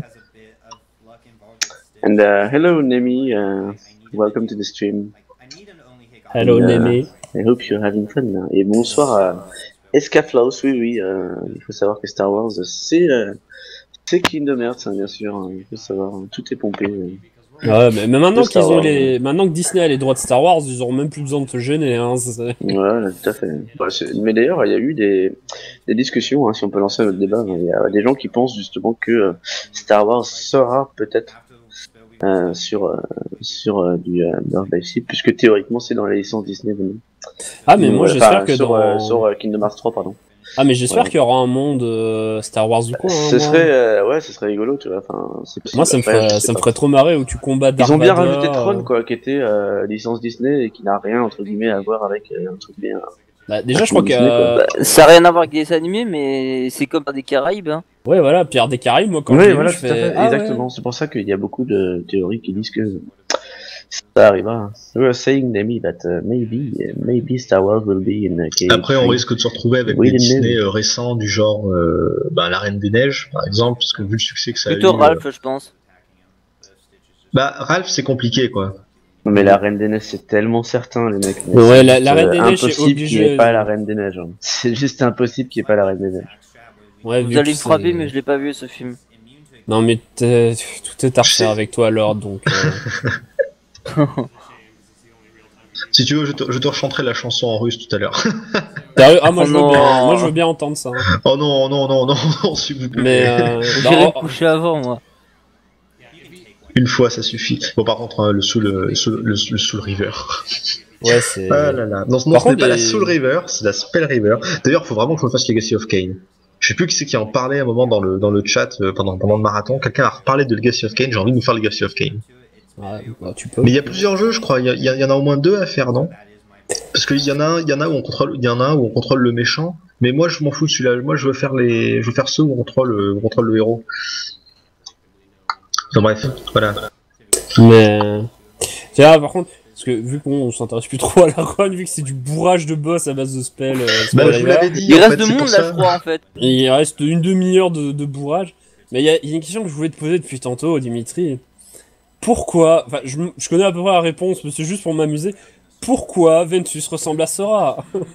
Le Roxas. Pardon. À Roxas plutôt. Oui, Roxas. Oui. Sora sera pour la suite. Pour moi, en fait, ça fait partie des trous du scénario, en fait. Pour moi, Ventus n'a absolument. Je sais qu'il y a des excuses. Je les connais, les excuses. Je veux dire, je dis ça pour que le chat ne s'enflamme pas. Genre, mais t'es trop con, tu ne connais rien à l'univers de Kingdom Hearts. Non, mais je suis comme toi, même si je connais les à peu près raisons, je suis pas totalement convaincu. En fait, la raison pour laquelle Ventus ressemble à Roxas, c'est parce que ça permettait de faire un mindfuck complet aux gens quand ils voyaient les premiers trailers de Birth by Sleep. Ouais. Bah en fait, c'est surtout. En fait, c'est pas vraiment c'est pourquoi Ventus ressemble à Roxas, c'est plutôt l'inverse, pourquoi Roxas ressemble à Ventus, qui est la vraie question. Oui, voilà. C'est plutôt la vraie question, en fait. Puis c'est ça, quoi. Parce que... Mais en fait, c'est là encore, à la limite, dans l'histoire, j'avais à peu près compris. Ce sera plutôt quand on sera vers la fin de la run que là, j'aurai un autre truc que j'ai jamais compris pourquoi. Et encore que. Mais ça, les histoires de cœur, et c'est sans mauvais jeu de mots, c'est vraiment une histoire de cœur. Non, mais. Cette réponse, tu peux le savoir dans 358 Days. Ouais. Pourquoi est-ce que Roxas ressemble à Ventus? En fait, je l'ai fait l'épisode DS. Sauf que j'en ai quasiment aucun souvenir, enfin à part la fin, si il y avait voilà, avec Xion, ouais, je sais pas comment. Voilà, enfin, j'en ai pas trop de souvenirs de ce jeu, si ce n'est que je l'ai détesté. C'était très mauvais, très mauvais comme jeu. J'adore à quel point je suis en train de vous donner l'image d'un mec qui déteste tout en fait. Ouais. On fait des vidéos genre un peu le joueur du grenier, mais pas sur des vrais jeux de merde, mais sur des jeux que tout le monde aime. Non mais non, l'épisode sur DS 300, j'arrive pas à lire en plus le nom. Il est pas passionnant comme jeu à faire. Il est très lent, c'est tout le temps répétitif. T'as tout le temps des missions à la con à faire. Le scénario n'avance pas. Ouais, en fait, c'est le problème de tous les Kingdom Hearts en fait, c'est que nous, pourquoi est-ce qu'on joue à Kingdom Hearts? Parce que en fait, courir et taper, bon, dans Kingdom Hearts 2 c'est bien, dans Birth by Sleep c'est bien, mais pas dans tous les épisodes. Ouais. Donc nous, pourquoi est-ce qu'on joue à Kingdom Hearts? C'est parce que c'est joli et surtout c'est le scénario. On veut savoir pourquoi Ventus, pourquoi Roxas. Alors après Kingdom Hearts 3, qu'est-ce qui se passe? Qu'est-ce qu'il y avait dans cette putain de bouteille? C'est quoi le message du roi? C'est pour ça qu'on joue. Ouais. Sauf que quand on joue, on se prend une intro. On se prend 90% de jeu qui a rien à voir. On visite Disneyland Paris pendant 95% du jeu. Et à la fin, on te fait, au fait, moi aussi j'ai une Keyblade. Oh mon dieu, mindfuck. Mais qui y aura-t-il dans Kingdom Hearts 3 alors? Voilà. Et comme ça, les gens sur les forums sont là. Oh mon dieu, mais qu'est-ce que vous pensez? Est-ce qu'il y aura la Reine des Neiges? Est-ce que la Reine des Neiges aura une Keyblade? Ouais, j'avoue. C'est vraiment comment prendre les gens pour des cons, quoi. Bon, après, personnellement, moi, je veux dire, j'aime bien Disneyland, j'aime bien tout ce qui est les univers de Disney, donc ça ne dérange pas, mais c'est vrai que si on jouait à Kingdom Hearts que pour l'univers de Kingdom Hearts, Sora, Riku, tout ça, ouais, fais gaffe, il y a un incroyable bébé qui va pas être content si on continue à parler des en fait, moi, c'est pour ça que j'ai beaucoup aimé Birth by Sleep, en fait, parce que je trouvais que c'était un des épisodes qui se foutait le moins de ta gueule. Pour le coup, dans Birth by Sleep, même s'il y a tout le côté où on visite des mondes de Disney et tout, alors déjà le monde de Disney, on en visite plein de nouveaux, genre par exemple dans le monde de Peter Pan, mais pas sur le bateau pirate. On a enfin l'île, voilà, des enfants perdus. Voilà, je trouve qu'en fait on a accès à plein de nouveaux mondes qui sont intéressants, qui avaient été sous-exploités, ce genre de choses. Donc de ce côté-là, j'ai pas trop de choses à dire Birth by Sleep. C'est plein de bonnes petites surprises. Et vu qu'on a, ce principe, quand tu as des choses à dire, hein, pardon. Oui, incroyable. Tu veux t'exprimer, je crois. Non, mais je te laisse parler. Non, mais justement, j'ai évité de trop parler parce que maintenant on est un peu 4 à parler, donc ouais, je vais éviter de se pas marcher sur la tête, hein, si je veux dire. Ouais, tout à fait, je suis d'accord. On approche très ouais, c'est vrai. Je suis tout à fait d'accord avec toi. Il est pas loin de faire un temps plutôt correct. Hein. Blague à part, même s'il est mort. Je pas à toi d'en juger. Incroyable. Retourne dans le chat. Non, mais il me semble que ça c'était l'avant-dernier boss, si ce n'est. Non, c'est très très proche de la fin. Ouais, quand même. C'est pas encore l'avant-dernier, il me semble. Bah, on se rapproche, parce que c'est vrai qu'il n'y a pas non plus énormément de mondes de Disney dans celui-là. C'est un peu comme l'épisode 3DS où ils ont rajouté des nouveaux mondes. Enfin, on peut dire que l'épisode de Tron est nouveau, mais. Oui, non, mais après, c'est des épisodes qui sont récurrents, genre le Hercule, tout ça. Ouais, mais bizarrement, ça y a pas dans l'épisode 3DS, vu que dans les mondes 3DS sont quasiment tous nouveaux, donc c'est ça qui est. Ah non, celui de Gepetto, mais si on voit un nouveau. Enfin, Pinocchio. Mais... Oui, puis t'as toujours les. Comment il s'appelle, Winnie the Pooh. Enfin, j'ai pas joué à l'épisode 3DS. Donc non, il y est pas non plus. Par rapport au 1 et 2, il y a beaucoup d'utilisation. Il y a vraiment beaucoup de nouveaux mondes, ça qui est intéressant. Alors, encore le retour sur. Et puis voilà, la relation entre les trois disciples. Alors certes, d'accord, comme je l'ai dit, c'est du pompé sur Star Wars, mais mine de rien, Birth by Sleep, c'était l'épisode qui acceptait de s'éloigner complètement de Sora, Roxas, tout ça. On n'en parle plus. Si, il y a un lien finalement, mais je veux dire, on nous propose vraiment une origine de la série plutôt intéressante. Le principe d'avoir 3 scénarios différents aussi avait ses avantages, et c'est vrai que Birth by Sleep, je l'ai vraiment accueilli à bras ouverts. Je m'attendais pas. En fait, c'est ça le problème avec Birth by Sleep, c'est que au début j'attendais énormément de jeux, et puis entre temps je me suis fait 358 sur 2 Days sur DS, et là je me suis dit ah merde, en fait ils sont en train de nous refiler de la daube en attendant d'enfin éventuellement un jour faire Kingdom Hearts 3. Sauf qu'en fait non. Voilà, l'épisode sur téléphone portable, comment il s'appelle, Coded, voilà, qui ensuite a été adapté sur DS. Non mais faut pas jouer à cette. Voilà. Désolé.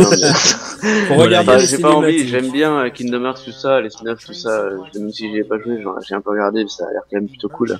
Mais par contre, Ricodit, tout ce que j'ai vu. Non, oui, c'est bon quand même. Voilà, c'est ça. Mais pour le coup, Kingdom Hearts Birth by Sleep, quand je l'y ai joué, je me suis vraiment dit ah bah voilà Kingdom Hearts 3. Certes, c'est un jeu de PSP, mais en termes de contenu, voilà, en termes de ce que le jeu nous propose, le nombre de nouveaux mondes, de personnages, les scènes doublées, un nouveau système de jeu, je dis voilà, ça c'est un vrai Kingdom Hearts 3. Là, on nous propose vraiment quelque chose de nouveau qui vaut le coup. Là, tu sens où sont passées tes thunes, quoi. Bon, moi, vu qu'on m'a prêté le jeu, je l'ai pas payé, mais voilà. Je trouve que c'était, pour une fois, on se foutait pas trop de notre gueule, comparé à tous les spin-offs qui sont là juste pour faire du blé. Le fait est que Birth by Sleep est sorti il y a un certain temps, et que, un peu à la manière d'un Final Fantasy XV ou d'un certain Kingdom Hearts 3, voilà, ça prend du temps tout ça.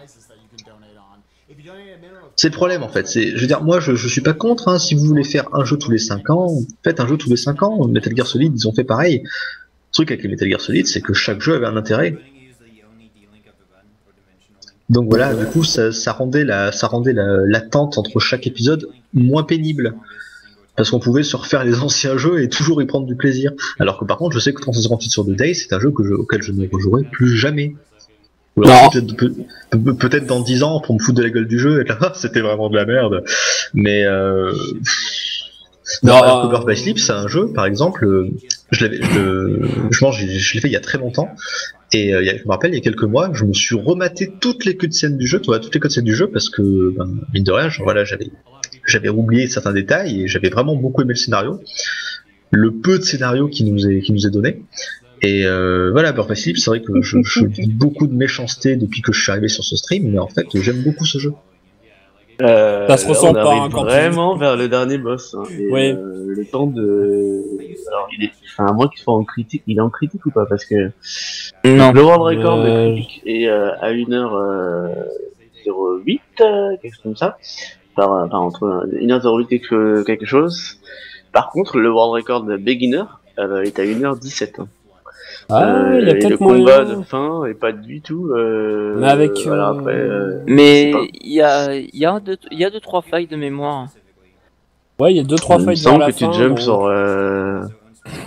Il me semble que tu jumps direct sur Vanitas, non? Enfin, sans spoiler, mais je sais pas. Bah, on va voir. On va voir.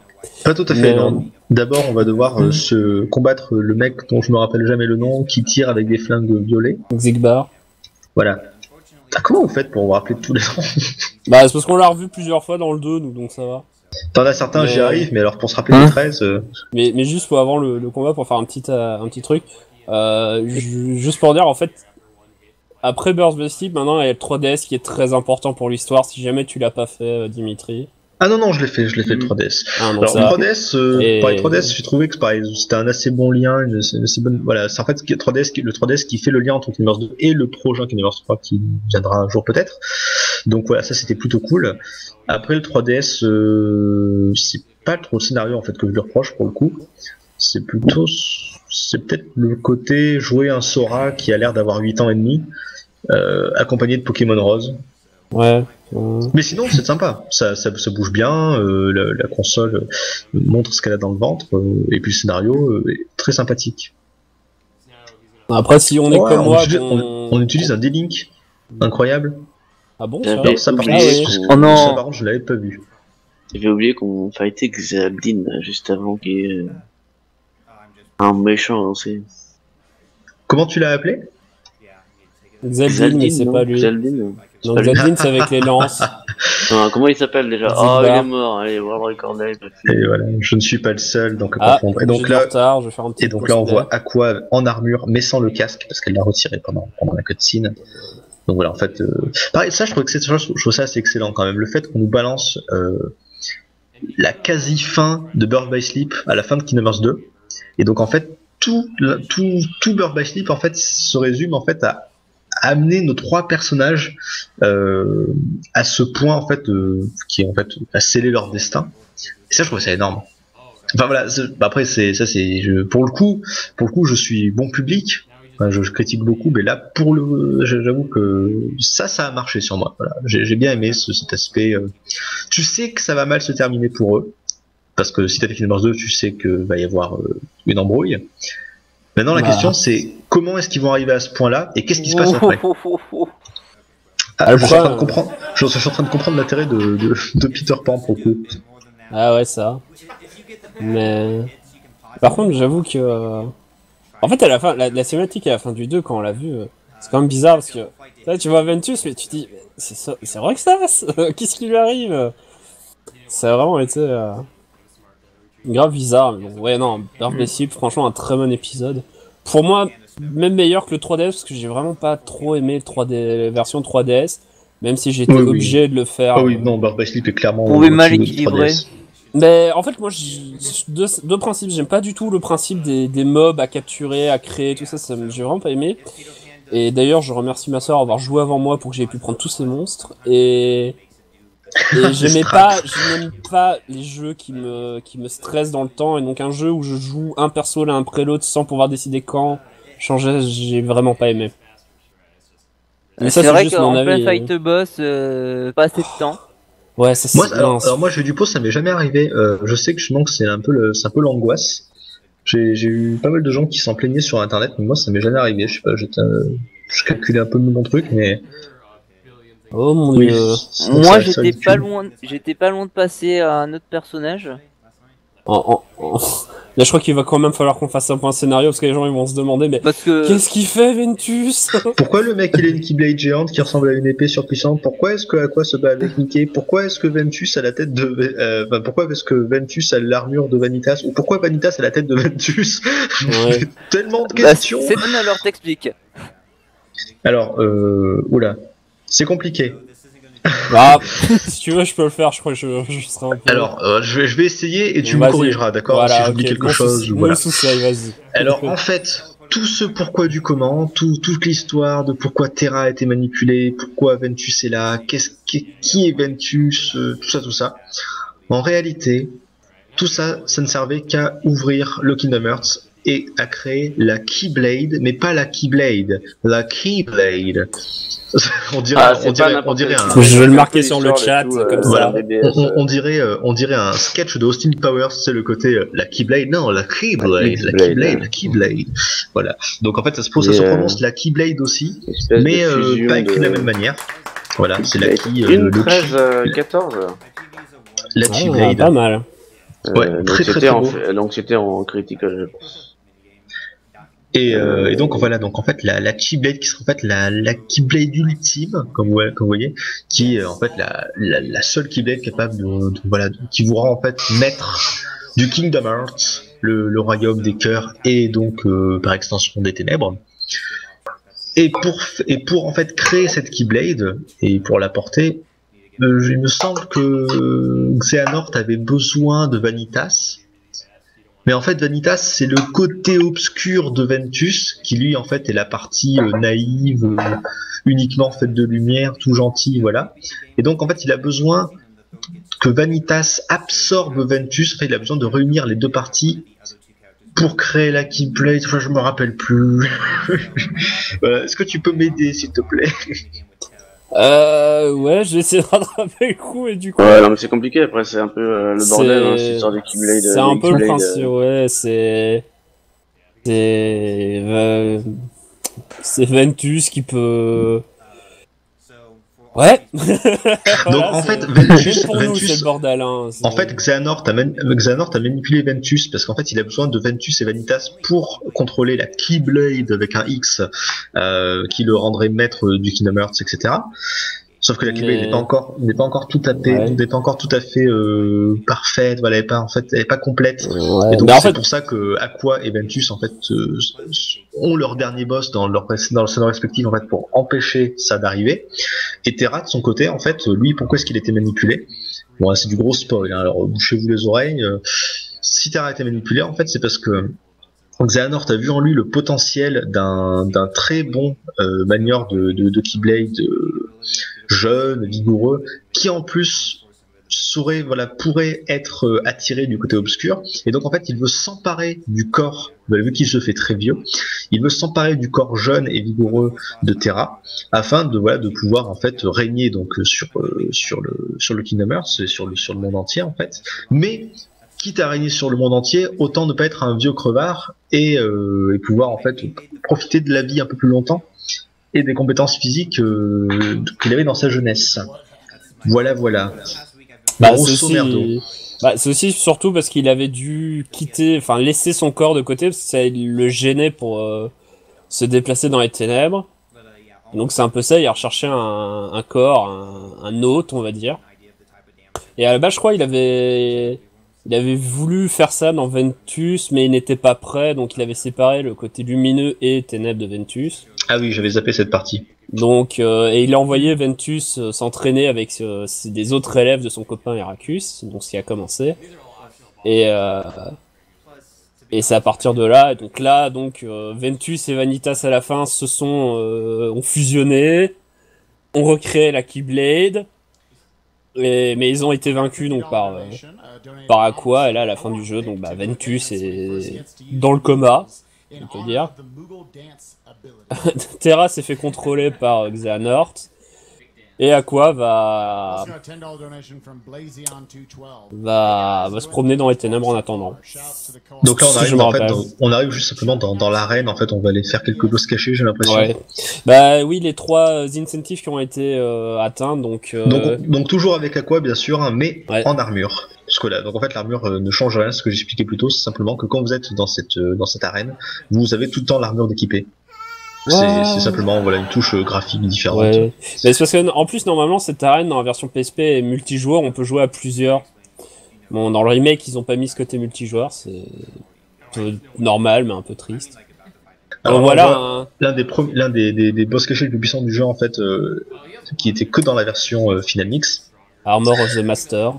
Voilà, donc en gros simplement vous affrontez l'armure du maître, et l'armure de maître Heracus. Qui normalement dans le jeu est mort, tué par Terra. Hein. Enfin, non, gravement blessé par Terra et achevé par Xehanort. Donc c'est à ce moment-là que Xehanort vraiment monte son... Ouh, ouais, il fait mal le mob. D'ailleurs, le côté tué par Terra et achevé par Xehanort, c'est un peu comme Maître Windu dans Star Wars, donc... Oui, c'est vraiment, à chaque fois, c'est incroyable, quoi. C'est à ce moment-là qu'Anakin est passé du côté obscur de la Force définitivement. Et donc il a tué un de ses maîtres, le maître Windu, assisté par par Palpatine. C'est le même scénario. Donc voilà, donc nous avons l'armure de maître Windu de Star Wars. Voilà. Et d'ailleurs une très très belle armure avec le rond ça par contre oui, je suis tout à fait d'accord. C'est pour ça que je me plaignais tout à l'heure. J'arrêtais pas de dire ouais mais c'est bizarre, pourquoi est-ce que les armures on peut pas les équiper quand on veut pour devenir plus fort et tout. Simplement c'est parce que je suis complètement fan du design des armures dans ce jeu. Que ce soit celle de Terra ou celle de Xehanort ou quoi que ce soit. Il y a également l'armure de Oud, mais il l'a atomisé. Ah oui, ça s'est tellement bien passé que, en fait, je pensais que ça allait faire comme tout à l'heure, qu'on allait avoir plusieurs resets, que ça passerait pas du premier coup et tout, mais non. Apparemment, ça allait aujourd'hui.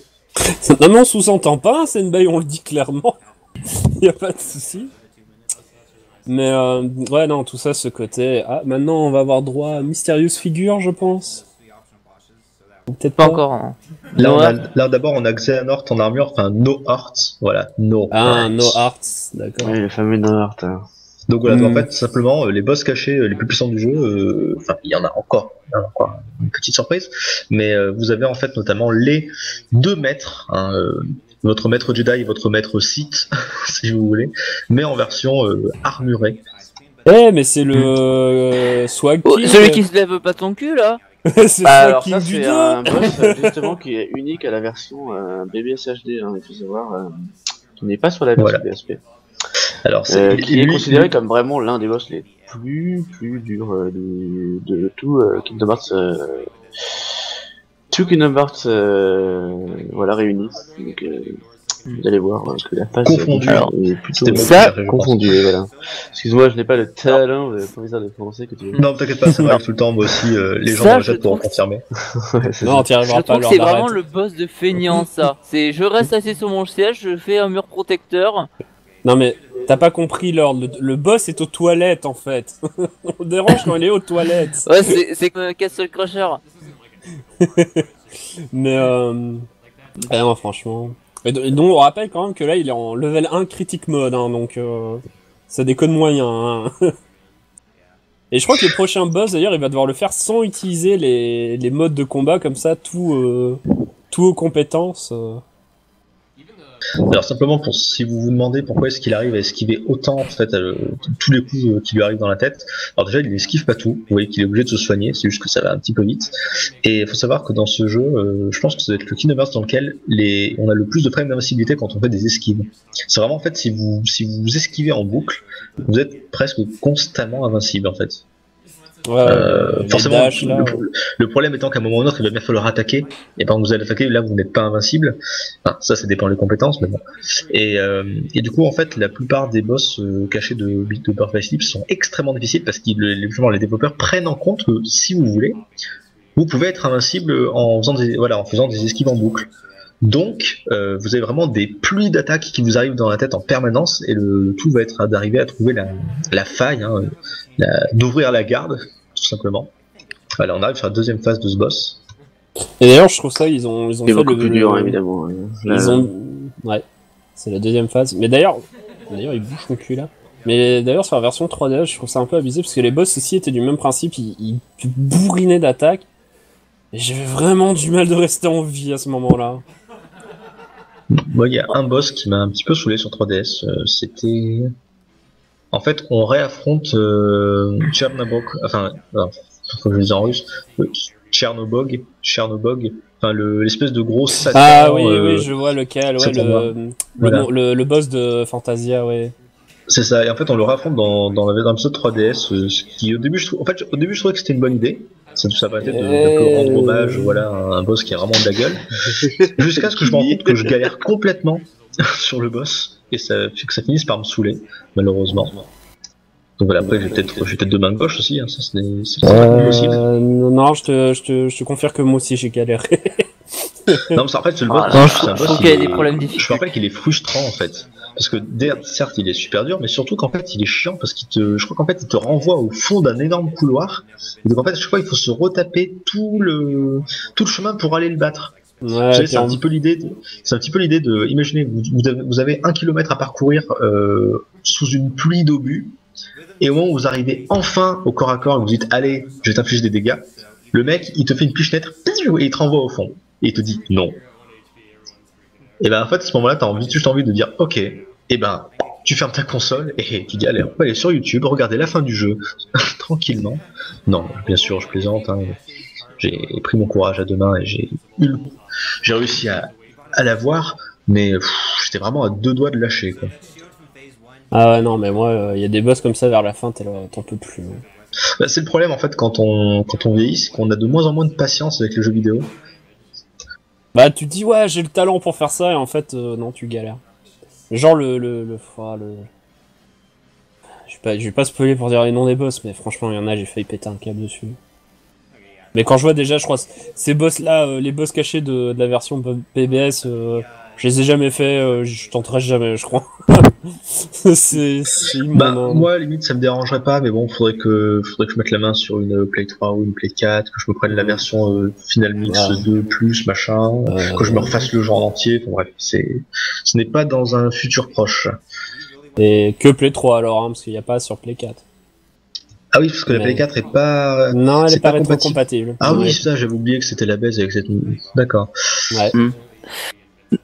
Le c'est que ça fait. Non, mais tu peux trouver ça con, mais vu que tout le monde revend leur Play 3 pour acheter des Play 4, ça fait qu'elles sont pas trop chères. Ah. Même en Russie. Bah, c'est normal en Russie, hein. On doit tellement te la faire souvent, celle-là. Non, à peine. Eh ben, ça bosse. On est deux dans le monde entier, tu vois, à se prendre cette vanne régulièrement, Antoine Daniel et moi. Ouais. Sinon, j'espère ne pas être le seul russophile de France, mais bon. Russophile. Peut-être pas, mais enfin, vous n'êtes pas beaucoup. Hein. Dans ce vidéo, ouais. On va pas dire comme ça d'ailleurs. Est-ce que tu bois de la vodka quand tu te lèves maintenant? Non, c'est pas dans ce sens-là. Tu sais, les gens ils te donnent un verre, tu crois que c'est de l'eau, non, c'est de la vodka. Bah en fait non, on n'était pas. En disant que des russophiles, on n'est pas beaucoup en France, on est de moins en moins parce que vu la publicité que se tape le pays. Voilà. J'étais assez étonné d'ailleurs, hein. J'ai passé 1 an en Russie, en arrivant en France, putain, ce que je me suis pris dans la gueule quoi. En fait, pour la première fois de ma vie, j'ai été victime de racisme, alors que je suis français. C'est parce qu'en fait, les gens se disaient, oui, mais vu que t'aimes la Russie, c'est comme si t'es russe. Donc tu es responsable de tout ce qui se passe en Russie. Et vu qu'en plus derrière, tu as toute la manipulation des médias, etc.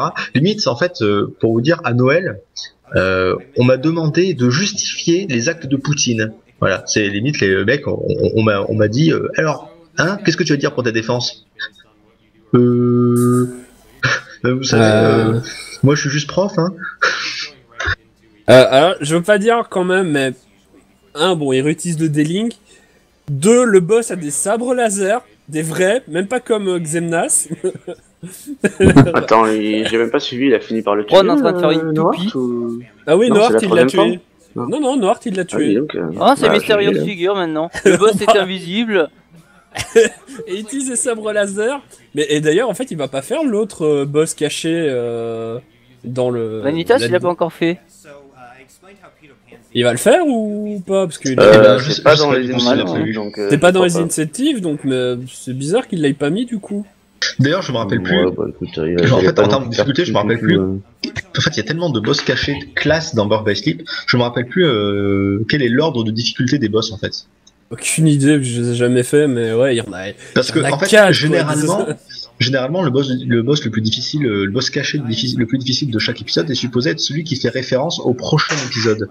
Et là, en l'occurrence, ce boss, je vous spoil un petit peu, c'est un boss en fait que l'on va re-rencontrer et on en apprend plus sur lui dans l'épisode 3DS. Ouais. Donc théoriquement, ça devrait être le boss le plus dur. Mais en même temps, on a quand même deux gros boss, ceux qu'on a déjà affrontés dans l'arène. Mais vu qu'on les a déjà affrontés, ça sous-entendrait qu'ils sont quand même moins puissants parce qu'il a dû nous garder le meilleur pour la fin. Donc il me semble que c'est le boss le plus dur. Mais après, en plus, en fait, dans la version TP japonaise, la première c'était les vestiges de Vanitas. Celui-là, du coup, Mysterious Figure, c'est ce qu'on a eu dans notre version européenne américaine. Et Nohart, c'est la version Final Mix inédite au Japon. D'accord, donc théoriquement, vu que c'est les derniers boss qui ont été rajoutés, Nohart devrait être plus puissant. Mais je crois que c'est justement Nohart qui est le plus puissant et il l'a fait avant parce que il utilisait les modes avec la magie, tout ça. Alors que là, en fait, il a dit il va faire le combat sans utiliser ses modes parce que justement, c'est possible de le faire. Et c'est pour ça qu'il doit être moins difficile, mais que l'autre c'était le plus dur, mais c'était impossible de le faire sans utiliser les trucs. Alors ici, il utilise que le D-Link, que les compes. J'ai pris une putain de boule de feu dans la tronche.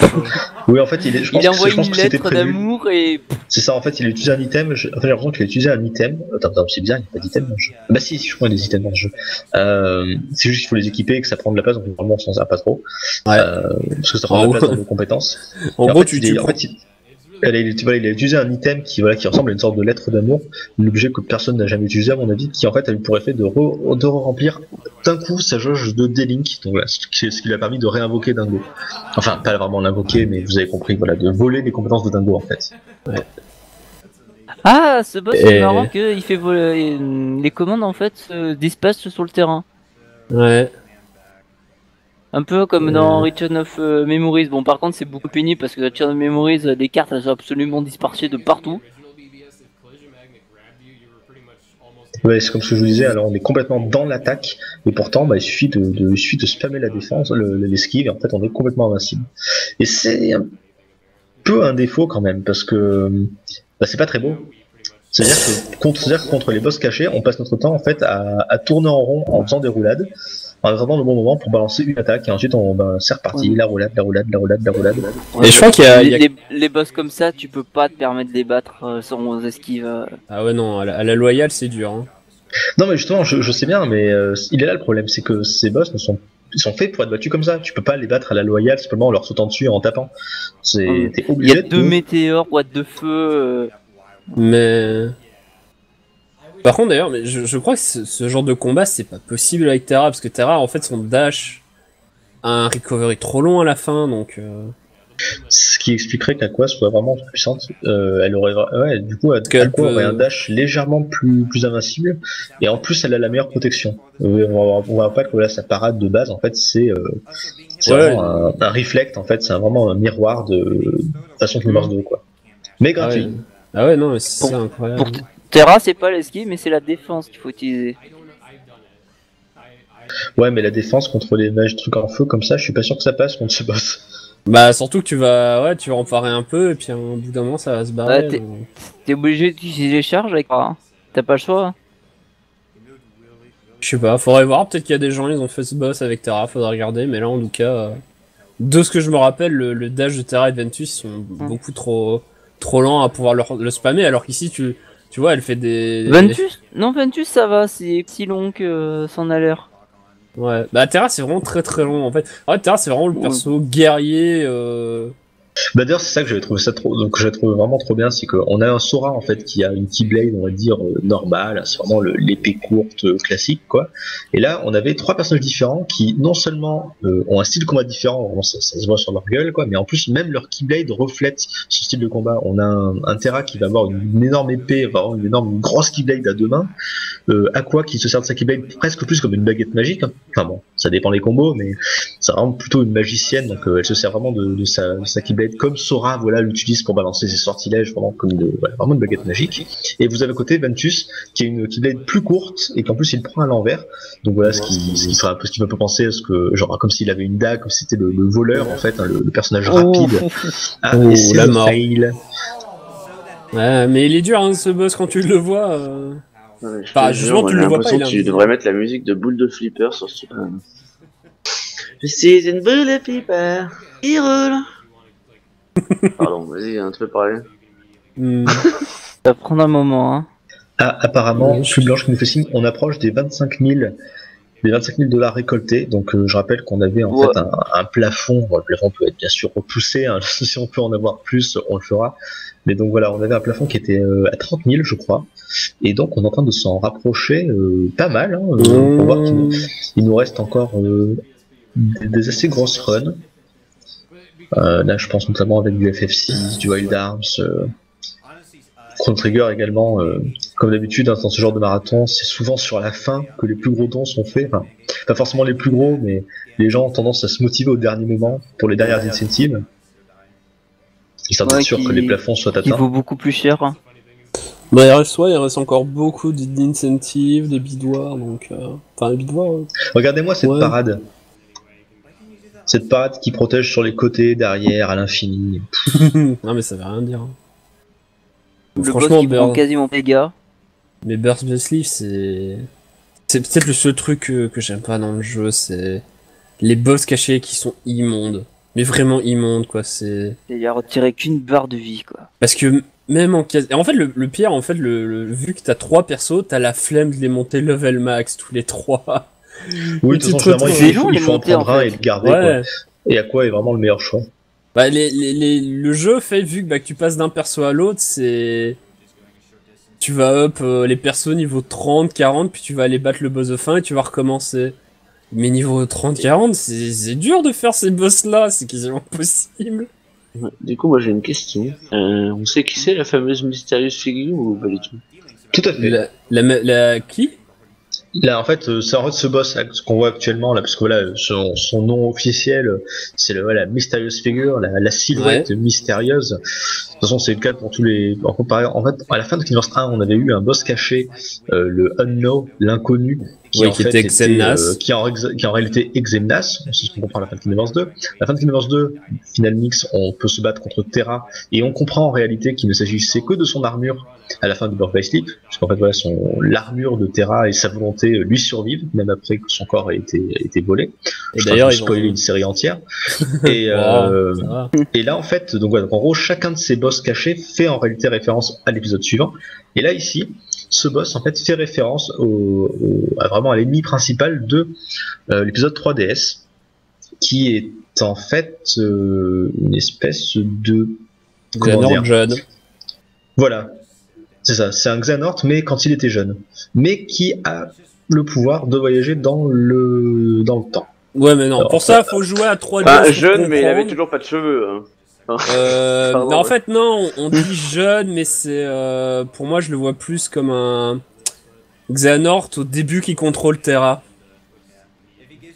Enfin, qu'il a pris le contrôle de. Qui se rappelle qui est, puisqu'en fait, dans l'histoire, l'armure de Terra terrasse Xehanort quand il a pris le contrôle de son corps. Et en fait, Xehanort sera un peu perdu la mémoire, je crois, quand il devient l'élève de Ansem le Sage. Bah, c'est un peu bizarre parce que normalement, voilà, une fois que tu deviens l'élève d'Ansem, en fait, c'est le corps de Terra, mais avec les cheveux gris, quoi. Et là, là, c'est là où on arrive sur le dernier boss de Kingdom Hearts 1. Enfin, en fait, le dernier boss c'est bizarre. En fait, vous avez Terra, qui est un maître, enfin, maître, non, justement, mais bon, qui est un manieur de Keyblade, qui a failli passer du côté obscur, et donc Xehanort s'en est servi pour voler son corps. Il a volé son corps, mais a failli perdre la mémoire dans le processus. D'où, enfin, voilà, ses cheveux sont devenus gris. C'est pour symboliser que voilà, ce n'est plus le corps. Enfin, l'esprit de Terra n'y est plus. Enfin, il y est, mais fermé, bloqué quelque part. Voilà. Donc c'est le corps de Terra avec des cheveux gris contrôlé par Xehanort, qui va être retrouvé par Ansem le Sage et ses nombreux disciples, les gens qui y travaillent. Et là, il va y avoir l'accident. Et donc, en fait, le boss de fin de Kingdom Hearts 1, ce n'est pas Ansem le Sage, ce n'est pas Xehanort non plus, c'est le sans cœur de Xehanort. Et après, le nom de Ansem. Voilà. Et en fait, le corps de Terra, on va dire, a été d'abord volé, puis est mort lors de l'incident. Et après l'incident, comme Terra était très puissant, ça a créé et un sans-cœur et un simili. Le sans-cœur, c'est le Ansem, le soi-disant Ansem que l'on affronte à la fin de Kingdom Hearts 1, et le simili, c'est le Xemnas que l'on affronte dans Kingdom Hearts 2. Donc oui, c'est... Paye ton scénario compliqué, quoi. Non, ça va, c'est encore, je trouve, le moins compliqué dans la série. Et ouais, donc en gros, dans 3D, dans l'épisode 3DS, faites-le. C'est quasiment impossible à expliquer. Il y a des histoires de voyage dans le temps. Qu'en fait, il y avait une prophétie et que voilà. Donc, faites-le. Ça parle de sabre laser. Déjà, parce qu'il vaut quand même le coup pour l'histoire, faites-le. Mais franchement, quand j'ai vu qu'il commençait à faire des voyages dans le temps dans Kingdom Hearts, j'ai soupiré, mais très fort. Là, tu dis là, c'est dangereux là. Ça devient dangereux. Attends, c'est sur lequel ça les voyages dans le temps? Ça commence dans quoi? Non, l'épisode 3DS. Il n'y a pas vraiment beaucoup. Ouais, si, il y en a quand même beaucoup quand même. Parce qu'en fait, dans l'épisode 3DS, par exemple, on incarne un Sora. En fait, c'est un Sora dans ses rêves. Et dans ses rêves, pour une raison que je ne saurais expliquer, il n'a pas le même design. Et en plus, il est de nouveau jeune. C'est-à-dire qu'en fait, le Sora de Kingdom Hearts 2 a clairement grandi. Et beaucoup plus classe d'ailleurs. Et en fait, dans l'épisode 3DS, le Sora de Kingdom Hearts 2 dort. Et dans ses rêves, il s'auto-incarne, sauf qu'en fait, il n'a pas le même design. C'est pour ça que vous voyez une espèce de costume noir et blanc. Je veux dire GG par contre. Hein. Ouais, il a réussi à battre le boss. Oui. Exact. Mais oui. Vas-y, termine ta et donc voilà, dans l'épisode 3DS, en fait, c'est très bizarre parce que vous avez un mélange d'une histoire de voyage dans le temps, parce que voilà, on incarne un Sora qui va être plus jeune, qui visite des mondes dans lesquels les gens ne le connaissent pas encore. Et en plus avec ce boss à la fin qui en fait nous fait oui, en fait je suis le méchant de tel épisode, mais c'était quand j'étais jeune, parce que quand j'étais jeune je maîtrisais le temps et puis après plus, je sais pas. Enfin, et donc en fait j'avais tout prévu. Donc en fait vous savez, les trucs un peu les ficelles pour les scénarios compliqués, généralement c'est le temps ou alors en fait c'était un rêve. Vous voyez, c'est Inception. Et ben là, vous mélangez les deux en même temps. Là, c'est la fusion des deux. Voilà, vous avez à la fois le côté en fait c'était un rêve et en plus c'était dans le passé. En fait je viens du futur.